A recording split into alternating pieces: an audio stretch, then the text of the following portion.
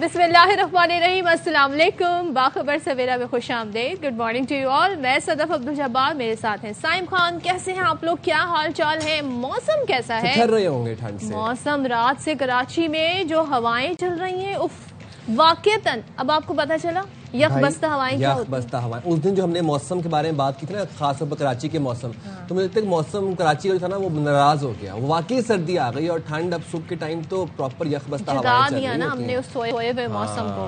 वो कहते हैं ना, बहुत से गम दिसंबर के नहीं थे, उससे भी जून का गम था मगर रोया दिसंबर में। ओह खुदाया, ओह खुदाया, ये शेर दिसंबर की सर्दी अब फाइनली लग रहा है कि दिसंबर में ठंड आने वाली है। और नवंबर दिसंबर की जो सर्दी मशहूर होती थी ना, वो अब फाइनली लग रहा है कि अब बाकी अब दिसंबर में मौसम ठंड की तरफ जा रहा है। अच्छी खासी कहते हैं ना ठंडी हवाएं हैं, और कराची वाले हमेशा यही करते हैं, कहते हैं जी अभी थोड़ी सर्दी आनी है, तो वो ना गर्म कपड़े उस तरह से निकालते हैं।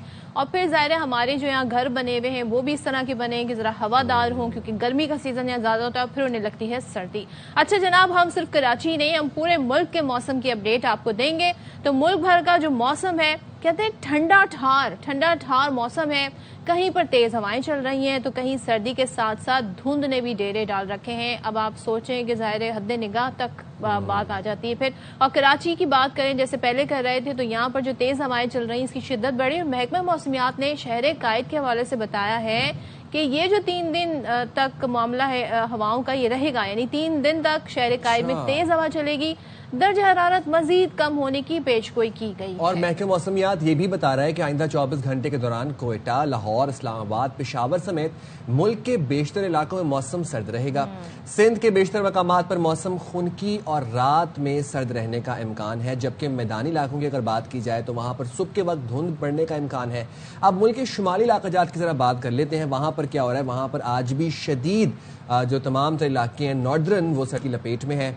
और हम देख रहे हैं कि कहीं पर बर्फबारी हो रही है। अच्छा, बर्फबारी तो हो रही है, बट ग्लेशियर्स का पिघलना और या फिर ग्लेशियर्स का फटना जो है, ये एक बड़ी तशवीशनाक सूरत हाल है। क्योंकि इन दिनों में हम देखा कि हुंजा की हम बात करते थे, बात कर रहे थे, जहाँ पर ग्लेशियर टूटा था, तोदे टूटे थे, उल्तर ग्लेशियर था वो एग्जैक्टली। तो नवंबर दिसंबर में तो ग्लेशियर पिघलने का कॉन्सेप्ट ही नहीं है ना, वो तो अप्रैल मार्च में है। तो यहाँ पर हम क्लाइमेट चेंज के हवाले से भी सूरत हाल डेवलप होती हुई भाई, आप कहते हैं ना, वो उस दिन हमारे साथ थी वेदर एक्सपर्ट, और कहते हैं उन्होंने ही कहा कि देखिए कराची पाकिस्तान में अब हर तरह का मौसम जो है वो पाया जाता है। पहले सिर्फ 4 सीजन हुआ करते थे, लेकिन अब जनाब यहाँ पर एक ही साल में एक ही दिन में हम मुख्तलिफ मौसम जो है विटनेस करते हैं। चले जी मौसम की ओवरऑल अपडेट्स लेते हैं, और हमारे नुमाइंदगान जी मौजूद हैं सुबह सवेरे इस ठंड में, बाहर खड़े हुए हैं, तैयार हैं बिल्कुल। हमारे साथ कराची से मौजूद हैं फारूक समी, कोयटा से अतिया अकरम ने हमें ज्वाइन किया है, और लाहौर से अल्मास खान। तो पहले कहाँ से आगाज? पहले कराची से आगाज करते हैं। शहर कायद में क्या मौसम चल रहा है, फारूक बताइएगा। आजकल तो हम सुबह वो एक यखबस्ता हवा होती है, ठंडी चीरती हुई हवा होती है, जो बिल्कुल दिल में से गुजरती हुई जाती है। ये हवाएं आई कहाँ से, और अब ये मुसलसल कब तक ये हवाएं चलेंगी? दिल चीर हवाएं। बिल्कुल, ये कराची में यखबस्ता हवाएं आती हैं, और ये इसमें बड़ा असर जो होता है या अमल दखल जो होता है वो कोयटा से भी होता है, कोयटा के मौसम का। तमाम जो मज़ेदार बात यह है जो अभी यखबस्ता हवाओं से कर रहे हैं, अभी इसका जोर ज़रा कम है। ये जो 3 दिन तेज़ हवाएं चलेंगी, इसमें ये भी हो सकता है कि 25 से 28 किलोमीटर फी घंटा की रफ्तार से भी हवाएं चलें। महकमा मौसमियात ये भी कहती है कि यखबस्ता हवाओं का सिलसिला तो अभी अगले 1-2 रोज तक मज़ीद रहेगा। और ये जो दर्जा हरारत है, आज सुबह 17 था, ज़्यादा से ज़्यादा 26 जाएगा।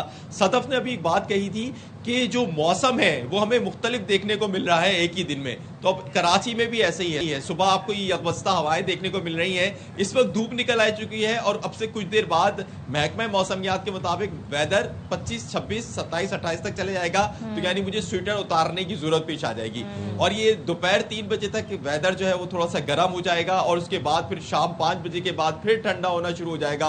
और वो जो सर्दी की एक हल्की लहर कराची के अंदर इस वक्त मौजूद है वो बरकरार रहेगी। यखबस्ता हवाएं चलती रहेंगी, सर्द हवाएं, और खुनकी का राज कराची में रहेगा आइंदा 1 हफ्ते तक। जबकि दिसंबर के मिड में ये कहा जा रहा है कि कराची में जो सर्दी है वो बहुत जोरों की पड़ने वाली है। बिल्कुल, और अब ये यखबस्ता का हमें एक नया मुतबादिल वर्ड भी मिल गया है, जो कि साइम शो में लेकर आए हैं, दिल चीरती हवाएं। दिल चीरती हवाएं। तो ये जो दिल चीरती हवाएं जहाँ से आ रही हैं, تو پھر وہیں چلتے ہیں ہم، یعنی کہ کوئٹہ والوں سے پوچھتے ہیں بھائی فائنلی آپ لوگوں نے بھی سردی تھوڑی ادھر ہماری طرف کر دی ہے، تو عطیہ ذرا بتائیے گا کوئٹہ شہر کے اپنے کیا حالات ہیں سردی کے؟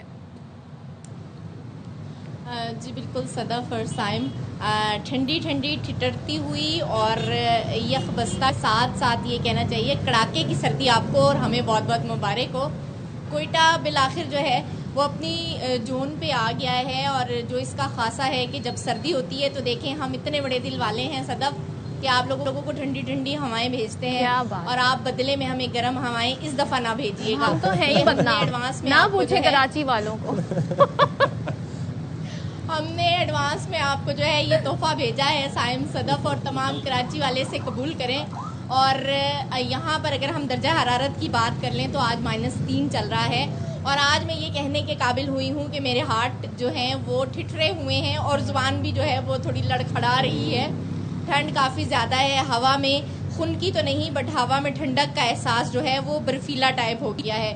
بس اب ہم انتظار کر رہے ہیں صدف سائم کہ یہاں پر پہاڑوں پہ برف پڑے اور ہم وہ جو ہے نا مزیدار قسم والی سردی، کیا آپ لوگ دروازے کھولیں اور آپ لوگوں کو ایسے لگے کہ اے سی چل گیا ہے، وہ والی ہوائیں آپ کی طرف بھیجیں۔ اور کوئٹہ کی اگر ہم اوور آل بات کریں، جیسے ہی ٹھنڈ بڑھتی ہے تو ظاہری سی بات ہے مسائل بھی بہت زیادہ بڑھ جاتے ہیں۔ ان میں سب سے بڑا مسئلہ یہ ہے کہ یہاں پر گیس پریشر جو ہے وہ نہ ہونے کے برابر ہے اور لوگ بہت زیادہ پریشان ہیں۔ اس کی سب سے بڑی وجہ یہ ہے کہ گیس انتظامیہ کی جانب سے دعوے تو کیے جاتے ہیں کہ گیس فراہم کی جا رہی ہے، لیکن لوڈ شیڈنگ کا جو سلسلہ ہے وہ بہت بڑھ جاتا ہے، اور اس موسم میں نومبر اور دسمبر کے موسم میں سب سے زیادہ پریشانی چھوٹے چھوٹے ننھے منھے بچوں کے لیے ہوتی ہے، کیونکہ ان کے فائنل ایئر کے جو ہے وہ ایگزام سٹارٹ ہو جاتے ہیں۔ اسکولوں کی اگر بات کر لی جائے تو وہ بھی کافی جو ہے وہ درکو صورتحال ہے، اسکولوں میں سہولیات جو ہے وہ ناکافی ہیں۔ اور آج بھی جب ARY کی ٹیم نے وزٹ کیا اسکول کا، اس وقت میں ایک سرکاری اسکول کے سامنے موجود ہوں اور ہم نے جا کر بات کی کہ جی فائنل ایئر کے ایگزام ہو رہے ہیں اور ہمیں بچوں کی مشکلات بھی دکھانی ہیں کہ شدید ٹھنڈ میں ٹھرتے ہوئے ہاتھوں کے ساتھ پیپر دینا کتنا مشکل ہوتا ہے۔ اور ہمیں پتہ چلا کہ جی پرمیشن نہیں ہے اسکول میں کسی قسم کی فوٹیجز بنانے کی یا کسی بھی اگر ہم یہ کہہ لیں کہ کسی بھی مسئلے کو اجاگر کرنے کی۔ بہرحال اوور آل جب ہم سچویشن دیکھتے آ رہے ہیں تو کیونکہ سب گھروں میں بچے موجود ہیں، ان کے پیپرز ہو رہے ہیں، تو سب سے پہلے رونا یہ ہوتا ہے کہ جیسے ہی ہم صبح اسکول پہنچتے ہیں تو کلاسیں بہت ٹھنڈی ہوتی ہیں، اور اس کے بعد گیس جو ہے وہ کلاسز میں موجود نہیں ہوتی، اور ہم دھوپ ڈھونڈتے ہیں کہ جہاں دھوپ ہو تو وہاں تھوڑی دیر بیٹھ کے اپنے جسم کو گرم کر لیں۔ اور اس کے ساتھ ساتھ یہ ہے کہ حکومت کی جانب سے جو ہے وہ بہت زیادہ دعوے بھی کیے جا رہے ہیں اور بہت سی جگہوں پہ اصطلاحات بھی کی جا رہی ہیں، مگر یہ اصطلاحات جو ہیں ان مسائل کے حساب سے بہت ناکافی ہیں۔ اگر ہم یہ کہہ لیں کہ اس شدید یہ جو ٹھنڈے موسم ہیں اور یہ سرد علاقوں میں کم از کم اسکولوں میں یہ سہولیات بچوں کو دی جانی چاہیے، گیس تو ہوتا ہے کہ گیس ہیٹرز وغیرہ آن ہو جائیں بچوں کے لیے جو ہے وہ اتنی ٹھنڈ والا سچویشن کے اندر سردی سے بچایا جا سکے بچوں کو۔ ہم ذرا لاہور کا رخ کرتے ہیں، لاہور سے ہمارے ساتھ الماس خان موجود ہیں۔ الماس بتائیے، آپ پہ زندہ دلانے لاہور کے دلوں کا کیا مزاج ہے اس موسم میں اور درجہ حرارت کیا ہے، اسموک کی کیا صورتحال ہے؟ سائم پہلے تو آپ کا شکریہ، اپنے شاعروں والی نئی اصطلاح آج لاہور کی سردی کے لیے استعمال کر دی، دل چیر دینے والی۔ میں بھی آپ کو ایک فلم کا ایک ڈائلاگ سناتا ہوں۔ اچھا، ہم پیار کرتے ہیں انتہا تک تو نفرت کرتے ہیں تو بھی انتہا تک، لیکن یہ آپ کے لیے نہیں، یہ لاہور کی سردی اور گرمی کے لیے ہے۔ لاہور میں سردی بھی انتہا کی پڑتی ہے اور گرمی بھی انتہا کی پڑتی ہے۔ ابھی ویسے وہ انتہا والی سردی آئی نہیں ہے کوئٹہ جیسی۔ لاہور میں اس وقت جو آج صبح کے اوقات میں تھا وہ 9 ڈگری سینٹی گریڈ کم سے کم، جو دن کے اوقات میں دوپہر کے وقت یہ 23 سے 24 ڈگری سینٹی گریڈ جانے کا امکان ظاہر کیا ہے محکمہ موسمیات نے۔ لیکن لاہور کی سردی آپ کو تو معلوم ہے کہ آپ خود لاہور سے گئے ہوئے ہیں، لیکن میں آپ کو یہ بھی بتا دوں کہ جب آپ نے لاہور آنا ہے تو جیکٹ اپنی سویٹر لے کے آنا ہے، کیونکہ لاہور میں ابھی تو نہیں ہے، اگلے 2-4 روز میں محکمہ موسمیات نے یہ بتا دیا ہے کہ اگلے 2-4 روز میں لاہور میں دھند میں بھی اضافہ ہوتا جائے گا اور لاہور کی سردی میں بھی اضافہ ہوتا جائے گا۔ یہ ٹیمپریچر جو آج صبح کے اوقات میں 9 ڈگری سینٹی گریڈ تھا، یہ کم ہو کر 4-5 تک آ سکتا ہے، یہ ایک ہفتے میں مزید یہ کم ہو سکتا ہے۔ الماس جیکٹس تو میں لے کے آؤں گا، مجھے آپ یہ بتائیں ناشتہ کیا کروائیں گے لاہور میں؟ چلے جی ناشتہ آپ کے لیے بالکل حاضر ہے جب بھی آپ آئیں گے, پورے کراچی والوں کے لیے. پائے ہوں گے, کیا ہوگا, چنے ہوں گے. لاہوری کیا کھا رہے ہیں اس موسم میں؟ لاہوری کیا کھا رہے ہیں, لاہور میں تو یقیناً ٹھنڈا موسم ہوگا تو وہ جو نکل رہی ہوتی ہیں پوریاں اس میں سے گرم آئل تیل میں سے, تو وہی کھا رہے ہوتے ہیں, پوری حلوہ کھا رہے ہوتے ہیں لاہور والے. اور اس کے علاوہ جو یقیناً وہ لاہور جس بات سے مشہور ہے اسی لیے لاہوریوں کا دل تھوڑا نازک ہے, وہ بھی یقیناً چل رہی ہوتی ہے. ابھی تک ناشتہ نہیں کیا ہے لیکن میں بتا رہی ہوں آج کے اس سیگمنٹ میں صرف موسم کا نہیں, ایسا لگ رہا ہے دل کا حال بھی دل کا حال بھی بتایا جا رہا ہے. اصل میں دل کا حال صاحب نے شروع کیا ہے شہری زبان استعمال کر کے. بس سردیوں کا اور دل کا ایک پرانا تعلق ہے. بہت شکریہ الماس, آپ ہمیں لاہور سے اپڈیٹ کر رہے تھے. لاہور سے ہم یہ بھی جاننا چاہیں گے کہ ویسے لاہور میں سموک کی صورتحال تو بتائیں, سموک چل رہی ہے الماس کہ فوگ آ گئی ہے؟ بالکل, فوگ آج لاہور میں پہلے سے تو کم ہے, یہ بتدریج کم ہوتی جا رہی ہے فوگ. اور آج جو لاہور میں ہے وہ 209 210, ویسے تو لاہور کے مختلف علاقوں میں 400 450 سے لے کے 209 منیمم ہے. تو ایوریج اسے مجموعی طور پر دیکھا جائے تو یہ لاہور میں کوئی بہت زیادہ نہیں ہے جیسے پچھلے سالوں میں رہی ہے. پچھلے سالوں میں تو 1900 تک گئی تھی, آپ اندازہ کریں یہ بہت زیادہ تھی پچھلے سالوں میں. بالکل لوگوں کے تو یہ گلے اور ناک ہر چیز خراب ہو گئی تھی. لیکن آج اس مرتبہ اس سال میں جو موجودہ حکومت نے جو انتظامات کیے ہیں اس سے بہت کم ہے. اور ویسے بھی جو لمبی سردی پڑتی رہی ہے اس سے بھی پچھلے دنوں جو بارشیں ہوتی رہی ہیں 2 مہینے گرمی کا, تو وہ فصلوں کو بھی اور وہ جو زمین پہ گرد اڑتی ہے وہ بھی صورتحال کنٹرول میں ہے. تھینک یو سو مچ الماس لاہور سے, عطیہ ہمارے ساتھ کوئٹہ سے, اور فاروق سمیع آپ کراچی سے. اور کراچی والوں کو دیکھ کے ہو رہی ہے کہ اب سویٹر تو نظر آئے لوگ پہنے ہوئے, ورنہ تو ہمیں لگتا تھا ہم جنوری کا ویٹ کریں. اچھا, وہ سویٹرز بھی جو ہے نا وہ پہنے جاتے ہیں, آپ سوچیں سمجھیں کہ 12 بجے سے لے کر 4 بجے تک یا 5 بجے تک حد کراچی میں. اس کے بعد پھر وہ نہیں, ان ٹائم میں وہ اتار دی جاتے ہیں. 5 بجے سے فارورڈ پھر دوبارہ سویٹرز ہوڈیز پہن لیے جاتے ہیں. تو یہ کراچی میں وہ صحیح بات ہو رہی تھی کہ کراچی میں پورے دن میں نا 2-3 موسم چل رہے ہیں, شدید سردی, گرمی, تپش, خنکی, خشکی. تو یہ ہم اب یوز ٹو ہو گئے میرے خیال سے اس سے. بالکل, اور کافی زیادہ پانی آپ لوگوں نے اپنے آپ کو ہائیڈریٹڈ رکھنا ہے. لیکن ایک چیز ہے جو ہم وٹنس کرتے ہیں جی, ویسے ہی پورا سال گیس کی لوڈ شیڈنگ ہو رہی ہے, 10 سے 6 گیس نہیں ہوتی کراچی میں, تو یہی معمول ہے. مجھے نہیں پتا باقی شہروں میں کیا ہے, لیکن دن کے اوقات میں گیس پریشر اتنا کم ہے کہ بھائی کافی مشکل ہو جائے گی. اب یہی تو ہے, یہی تو میں اس دن کہہ رہا تھا کہ وہ دن میں چکر لگاتی ہے, رات کو تو بالکل نہیں آتی.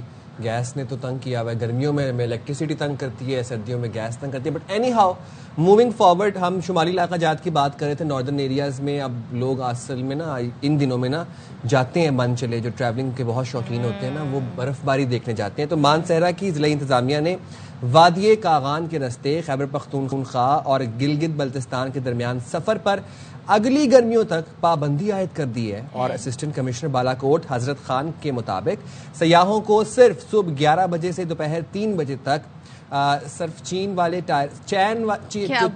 ٹائر ہوتے ہیں ان کے ساتھ بٹا کنڈی اور سیف الملوک تک جانے کی اجازت ہے. نہیں, چائنا والے ٹائروں کی بات نہیں ہو رہی ہے یہاں پہ, چین والے ٹائروں کی, اور یہ چین بھی نہیں ہے, چین, چائنا, چین. کیا بات ہے, چین اور چین سے نا ویسے میں وہاں پہ چلا گیا تھا. چلے جی. اچھا جی, اس وقت کی جو ہے وہاں پر برفیلے راستوں پر گاڑیاں محفوظ طریقے سے نہیں چل سکتی. اسی وجہ سے انتظامیہ نے یہ صرف اجازت دی ہے کہ جو چینڈ ٹائرز ہیں ان کے ساتھ ہی سیاح جا سکیں گے اور مخصوص اوقات کار کے بیچ میں جا سکیں. چلیں جی, اب ذرا یہ مسئلہ حل ہو گیا, چین, چین, چین اور چینڈ. چلے جی, بات کر لیتے ہیں, ہمارے نمائندے موجود ہیں طاہر شہزاد. طاہر, بہت شکریہ ہمیں جوائن کرنے کے لیے. ظاہر ہے جب اس طرح کا موسم ہوتا ہے تو معمولات زندگی ڈسٹرب ہو جاتے ہیں, لوگوں کے لیے کافی مسائل بھی ہو جاتے ہیں, اور سیاحوں کے لیے مسائل مزید بڑھ جاتے ہیں, کیونکہ ظاہر ہے یہ ان کی کوئی مستقل رہائش نہیں ہے, اور ظاہر ہے انہیں ٹیمپرری طور پر سارا بندوبست کرنا پڑتا ہے. تو پہلے تو ذرا ہم ٹریفک سے شروع کرتے ہیں. ہمیں بتائیے گا کہ مانسہرہ اور وادی کاغان میں جو ٹریفک ہے اس کی کیا صورتحال ہے اس موسم میں؟ جی, ایسا ہے کہ عمومی طور پہ تو جو سیزن ہوتا ہے سیاحتی جو کاغان ویلی کا ہے وہ تو ماہ اکتوبر کے آخر تک جو ہے ختم ہو جاتے ہیں. مگر اس دفعہ میں موسمیاتی تبدیلی کہہ سکیں جس کی وجہ سے جو بارشیں کم ہوئی ہیں اس کی وجہ سے جو سیاحتی دورانیہ ہے وہ کافی بڑھ چکا ہے.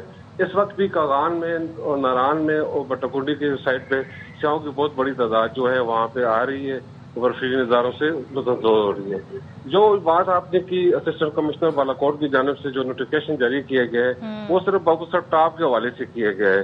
باؤسر ٹاپ پہ چونکہ اس وقت پھسلن ہے, یہ کوہر ہوتی ہے جسے ہم مقامی زبان میں کورا کہتے ہیں. جب یہ پڑتا ہے یہ برف نما ہوتا ہے, رات کو یہ پڑتا ہے تو صبح یہ بہت دیر تک جمع رہتا ہے. اس کے اوپر پھسلن ہوتی ہے. پھسلن کے باعث جو احتیاطی تدابیر اختیار کی گئی ہیں اسسٹنٹ کمشنر بالاکوٹ کی جانب سے, اور یہ صرف ان کی فیصلہ نہیں ہوتا ہے, یہ ان کی گلگت بلتستان کی انتظامیہ کے ساتھ کوآرڈینیشن ہوتی ہے کہ کس وقت کن حالات میں کیا کرنا چاہیے. تو گلگت بلتستان کی انتظامیہ نے جو ہے انہوں نے چلاس کے راستے جو باؤسر ٹاپ ہے اس پہ پابندی لگائی ہے آئندہ ماہ گرمیوں تک, اور یہاں سے بھی جو انتظامیہ ہے بالاکوٹ کی انہوں نے بھی آمد و رفت وہاں پہ مکمل طور پہ پابندی لگائی ہے. طاہر, متبادل راستہ کیا ہے چلاس والے راستے کے علاوہ آلٹرنیٹ کیا راستہ اختیار کیا جا سکتا ہے؟ جی الٹرنیٹ راستہ تو جو شرائع کرم ہے اس کے تھرو جو ہے گلگت بلتستان جو آمد و رفت جو ہے وہ جاری رہے گی اور جاری رہتی ہے. وہ سارا سال جو ہے وہاں پہ کوئی مسئلہ نہیں ہوتا, وہاں پہ جو پرانا روڈ ہے وہ جاری رہتا ہے, کیونکہ اس کے مقابلے میں جو یہ روڈ ہے باؤسر کے راستے یہ تقریباً 6 سے 7-8 گھنٹے جو ہے کم سفر پڑتا ہے, لیکن یہ سیاحتی سیزن کے دوران ہی استعمال کیا جا سکتا ہے. زیادہ تر جو ہے راستہ پھر وہ گلگت بلتستان والا جو دوسرا شہر کراکرم ہے اس پہ مسافر گاڑیاں آتی جاتی رہتی ہیں. جو انہوں نے ظاہر ہے یہ فیصلہ تو ظاہر ہے کیا گیا ہے لوگوں کی کہتے ہیں نا ان کی ہی حفاظت کے لیے کیا گیا ہے. تھوڑا سا ہمیں یہ بھی بتا دیں کہ جو راستے بند کیے گئے ہیں اب کہیں ایسا تو نہیں کہ اس فیصلے کے بعد جو سیاح ہیں ان کی آمد میں کمی ہو گئی ہو؟ نہیں, ایسا ہے کہ سیاحوں کی جو آمد و رفت کا سلسلہ ہوتا ہے وہ ناران تک ہوتے ہیں زیادہ تر. اس کے بعد وہ رات یہاں اسٹے کرتے ہیں, اس کے بعد اگلے صبح جو ہے وہ دیگر علاقوں میں جاتے ہیں, بٹکنڈی, جھیل سیفر ملوک, لولو سر اور باؤسر ٹاپ تک. یہ جو بٹکنڈی تک ہے وہاں تک تو راستے کھلے ہیں. ان کے لیے یہ جو انتظامیہ نے فیصلہ کیا ہے بڑا اچھا فیصلہ کیا ہے. احتیاطی تدابیر صبح 11 بجے سے لے کے 3 بجے تک جو ہے وہ بٹکنڈی اور جھیل سیفر ملوک تک سیاح جا سکتے ہیں. اس کی وجہ یہ ہے کہ صبح جو دھوپ لگتی ہے اس وقت تک یہ جو کوہر جو ہوتی ہے جسے کوہرا ہم کہتے ہیں یہ پگھل جاتی ہے اور پھر آسانی ہوتی ہے, اور اس کے لیے بھی انہوں نے چین کا استعمال کا لازمی قرار دیا گیا ہے. 4x4 جیپ ہو یا پھر چین گاڑی کے ساتھ سیاح جھیل سیفر ملوک اور بٹکنڈی تک جا سکتے ہیں. اور اس وقت جو ہے سیاح بھرپور وہاں پہ موجود ہیں. ویسے تو سیاحتی سیزن جو ہے اکتوبر میں ختم ہو جاتا ہے, لیکن اس مرتبہ بارشیں کم ہوئی ہیں, اور اب جو ہے جس وقت بھی بارش ہوئی تو ناران ویلی کاغان ویلی میں جو ہے برفباری ہو جائے گی, پھر سیاحتی سیزن جو ہے ناران کا بھی اختتام پذیر ہو جائے گا. لیکن اس وقت جو ہے سیاح وہاں پہ آ رہے ہیں اور محظوظ ہو رہے ہیں اچھے خوبصورت نظاروں سے. بالکل طاہر, تھینک یو سو مچ. اور یہ بھائی اچھا فیصلہ ہوا ہے چینج ٹائر والا جو معاملہ ہے, بس ہم اکثر بیشتر جو پچھلے کچھ سردیوں کے سیزن دیکھ لیں انہی علاقوں میں وہاں پر جو لوگ جن کے پاس یہ لے آتے تھے, جنہیں آئیڈیا ہوتا تھا کہ یہاں کیا مشکلات ہوں گی, ان کی تو اچھی وہاں پہ تفریح جاتی تھی, لیکن جو لوگ ایسا نہیں کرتے تھے اور وہاں اگر انہیں پتہ چلتا تھا بڑے مسائل کا سامنا کرنا پڑ جاتا تھا. اور اسی وجہ سے پھر جو چلاس والا راستہ ہے باؤسر ٹاپ جانے کے لیے وہ بند کر دیا گیا ہے. اب کراکرم ہائی وے والا راستہ متبادل راستہ ہے وہ اختیار کیا جائے گا. چلاس والا راستہ 6-7-5 گھنٹے جو ہے وہ کم پڑتا ہے, بٹ دین اگین وہ روڈ بھی تھوڑی سی خراب ہے, چلاس والا علاقہ بھی سنسان ہے, اور دین اگین وہاں پر وہ کہہ رہے تھے کورا پڑتا ہے اور پھسلن بہت زیادہ ہو جاتی ہے وہاں پر. تو اس وجہ سے آپ نے جتنے میں جانا ہے وہ کراکرم ہائی وے سے جائیں. اچھا جی, سو اب ہم آپ کو بتاتے ہیں جناب کچھ ہمیں ایسے انٹرنیشنلی ویژولز ہمیں نظر آتے ہیں. پچھلے دنوں والکینو دیکھیں, اس سیزن میں والکینو بھی پھٹا, اس کے جو منظر تھے وہ دیکھنے والے تھے. اب آسٹریلیا سے ہمیں کچھ ایسے منظر نظر آ رہے ہیں جی. برفانی تودا, اس برفانی تودے نے تباہی مچا دی ہے اور اس کی ویڈیو سوشل میڈیا پر کافی زیادہ وائرل ہوئی, آپ یہ دیکھ سکتے ہیں. اچھا, یہاں پر جو اسکائی ڈائیورز تھے وہ اس سے بچنے کی پوری کوشش کر رہے ہیں. یہ جو آپ کو نظر آ رہے ہیں سرکل میں لوگ, ریسکیو آپریشن کے دوران برف میں دبے 9 افراد کو تو بچا لیا گیا اور شدید زخمی 3 افراد کو ہوائی جہاز کے ذریعے ہاسپٹل منتقل کیا گیا. لیکن آپ یہ دیکھیں, دس از some thing we can say کہ کلائمیٹ چینج اور بہت کچھ فینومینن جو ہیں وہ آ گئے ہیں اور اس وجہ سے یہ فیکٹر ہمیں نظر آ رہے ہیں. اس طرح کے مناظر ہمیں کبھی دیکھنے کو بھی ملتے ہیں. ایگزیکٹلی. اور دین اگین پھر یہ ہیومن انٹرفیرنس ہے جو ہم نے میس کیا ہے نیچر کے ساتھ, اور جتنی ہم نے جو ڈیفارسٹیشن کی, کاربن ایمیشن ہمارا اتنا زیادہ ہو گیا, پولوشن ہو گیا کہ اب ایولانچز میلٹ ہو رہے ہیں, گلیشیئرز پاکستان میں میلٹ ہو رہے ہیں. ہم نے دیکھا اب ہم نے اوور آل دنیا میں ہو رہے ہیں, پاکستان میں بھی ہو ہی رہے ہیں اور اوور آل دنیا میں ہو رہے ہیں. اور اب یہ دیکھیں, اب پھر وہی بات ہے کہ ہم نے خود اپنے موسم کا خیال نہیں رکھا اور ہم انتظار کرتے ہیں حکومتی سطح پر اقدامات کے. ہم نے انڈیویجولی اسٹیپس لینے ہیں اور پہلے اپنے گھر سے اسٹارٹ کرنا ہے ہم نے. چلے جی, یہاں پر ہم چھوٹا سا بریک لیتے ہیں, بریک کے بعد واپس آتے ہیں.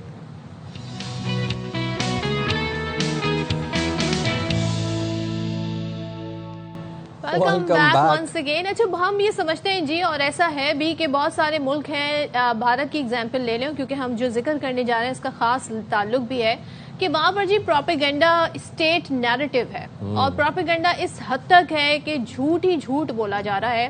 اور ہم اکثر و بیشتر ان کے ٹی وی چینلز تھوڑی سی ہی دیر دیکھ سکتے ہیں, زیادہ دیر آپ انہیں برداشت نہیں کر سکتے. وہ جو پینلسٹ بٹھائے ہوئے ہوتے ہیں, ایک تو وہ سارے ہم خیال ہوتے ہیں, دوسرے جب دل چاہتا ہے اگر آپ کا کوئی مخالف ہے تو اس کا مائک بند کر دیں, اونچی اونچی آواز میں گیسٹ سے مخاطب ہونا, ان کو پتہ نہیں کیا کیا کہنا. اب اپنی کریڈیبلٹی مارکہ حق میں بھارتی چینلز نے اتنی گرا دی ہے ان کے صحافیوں نے, برکھا دت جیسے صحافیوں نے, کہ اب وہ کسی نیوٹرل فورم پر پاکستانیوں کا سامنا کرنے سے کترا رہے ہیں. تو ایسے ہی ہوا ایک شو میں جہاں پر ہم نے دیکھا کہ پاکستانی پینلسٹ موجود تھے اور بڑا ہیوی ویٹ پینلسٹ تھا پاکستان کا, بھارتی ان کا سامنا نہیں کر پائے. بالکل جی, بھارت نے ایک دفعہ پھر عالمی فورم پر سبکی کا سامنا کرنا پڑا ہے بھارت کو. آکسفورڈ یونین کے تصدیق شدہ مباحثے سے بھارتی وفد عین وقت پر, بالکل آخری وقت پر فرار ہو گیا.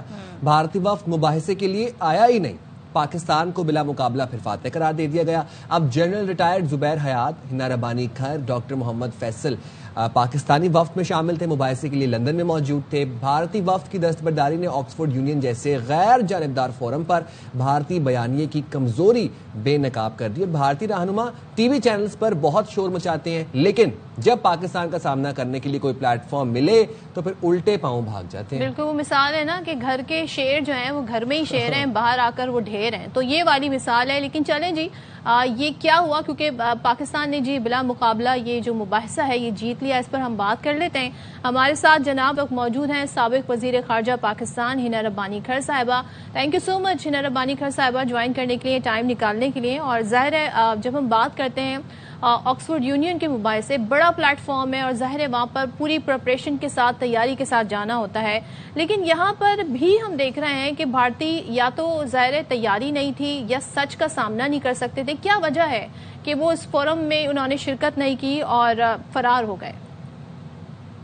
دیکھیں, مطلب پوری دنیا کو جو بات پتہ چل رہی ہے, جو پوری دنیا کی ہسٹری بکس میں بھی لکھی جا رہی ہے, انالیسز ہو رہا ہے کہ ساؤتھ ایشیا میں اس وقت کیا پاور سٹرکچر ہے, کس قسم کا ریجن کے خلاف ہے اور کون ریجن کے ساتھ ہے. تو ڈبیٹ اس بات پہ تھی کہ کیا انڈیا کا پاکستان کے اوپر جو رسپانس تھا وہ ایک پاپولسٹ اسٹریٹجی تھی اور جس کو انہوں نے دبایا ہوا تھا یا کلوک کیا ہوا تھا ان اے سیکیورٹی پالیسی, یا کیا وہ انڈیا کے سیکیورٹی پالیسی کے لیے صحیح تھی.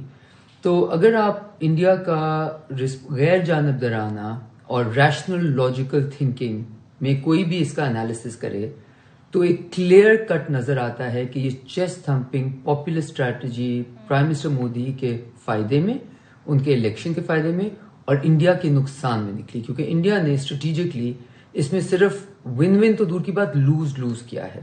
انہوں نے ایک وہ جو بنا ہوا تھا کہ جی India is suppose to be a net security provider for the entire western hemisphere, India نے دنیا کو دکھا دیا کہ ہماری نیو نارم یہ ہے کہ ہم اپنے جیٹس پاکستان میں بھیج سکتے ہیں. بٹ ہماری نیو نارم یہ بھی ہے کہ پاکستان ہمارے جیٹس کو گرا دیتی ہے اور پھر ہم اپنے جیٹس بھیجتی ہے اور جیٹس اپنے واپس لے جاتی ہے.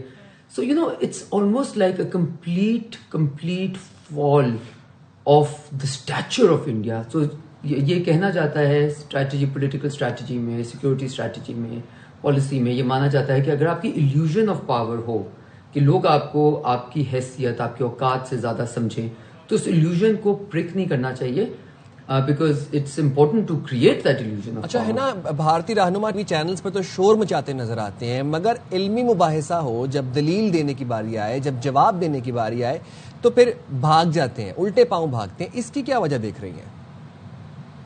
آپ نے یہ پوچھا کہ جی وہ یہاں سے کیوں انڈین ٹی وی پہ تھے, بیکاز انڈین ٹی وی پہ فیشسٹ پاپولسٹ ریجیمز کا مقصد یہ ہوتا ہے کہ ہر جگہ آپ فیئر پھیلا دیں.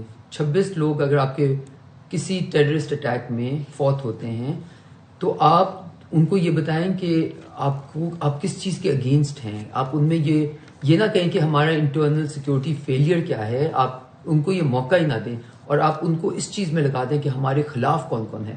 تو یہ آپ سب کچھ بھارت جس کو یہ کہتے ہیں اس میں تو سکتے ہیں, اس کے ٹی وی پہ بیٹھ کے تو کر سکتے ہیں, بٹ جب آپ کو ایک ڈبیٹ کا حصہ پڑھنا پڑے جو کہ ایک ویسٹرن ملک میں ہو رہی ہو, نیوٹرل وینیو تھا اور ایکیڈیمک وینیو اچھا تھا. ایک سوال میں آپ سے پوچھنا چاہ رہی ہوں, کیونکہ ظاہر ہے ہم بات تو کر رہے ہیں لیکن ہم یہ جاننا چاہ رہے ہیں کہ یہ ڈبیٹ کیا تھی اتنے بڑے پلیٹ فارم پر, ڈبیٹ کا ٹاپک کیا تھا اور کیا تیاریاں اس کے لیے کی گئی تھی؟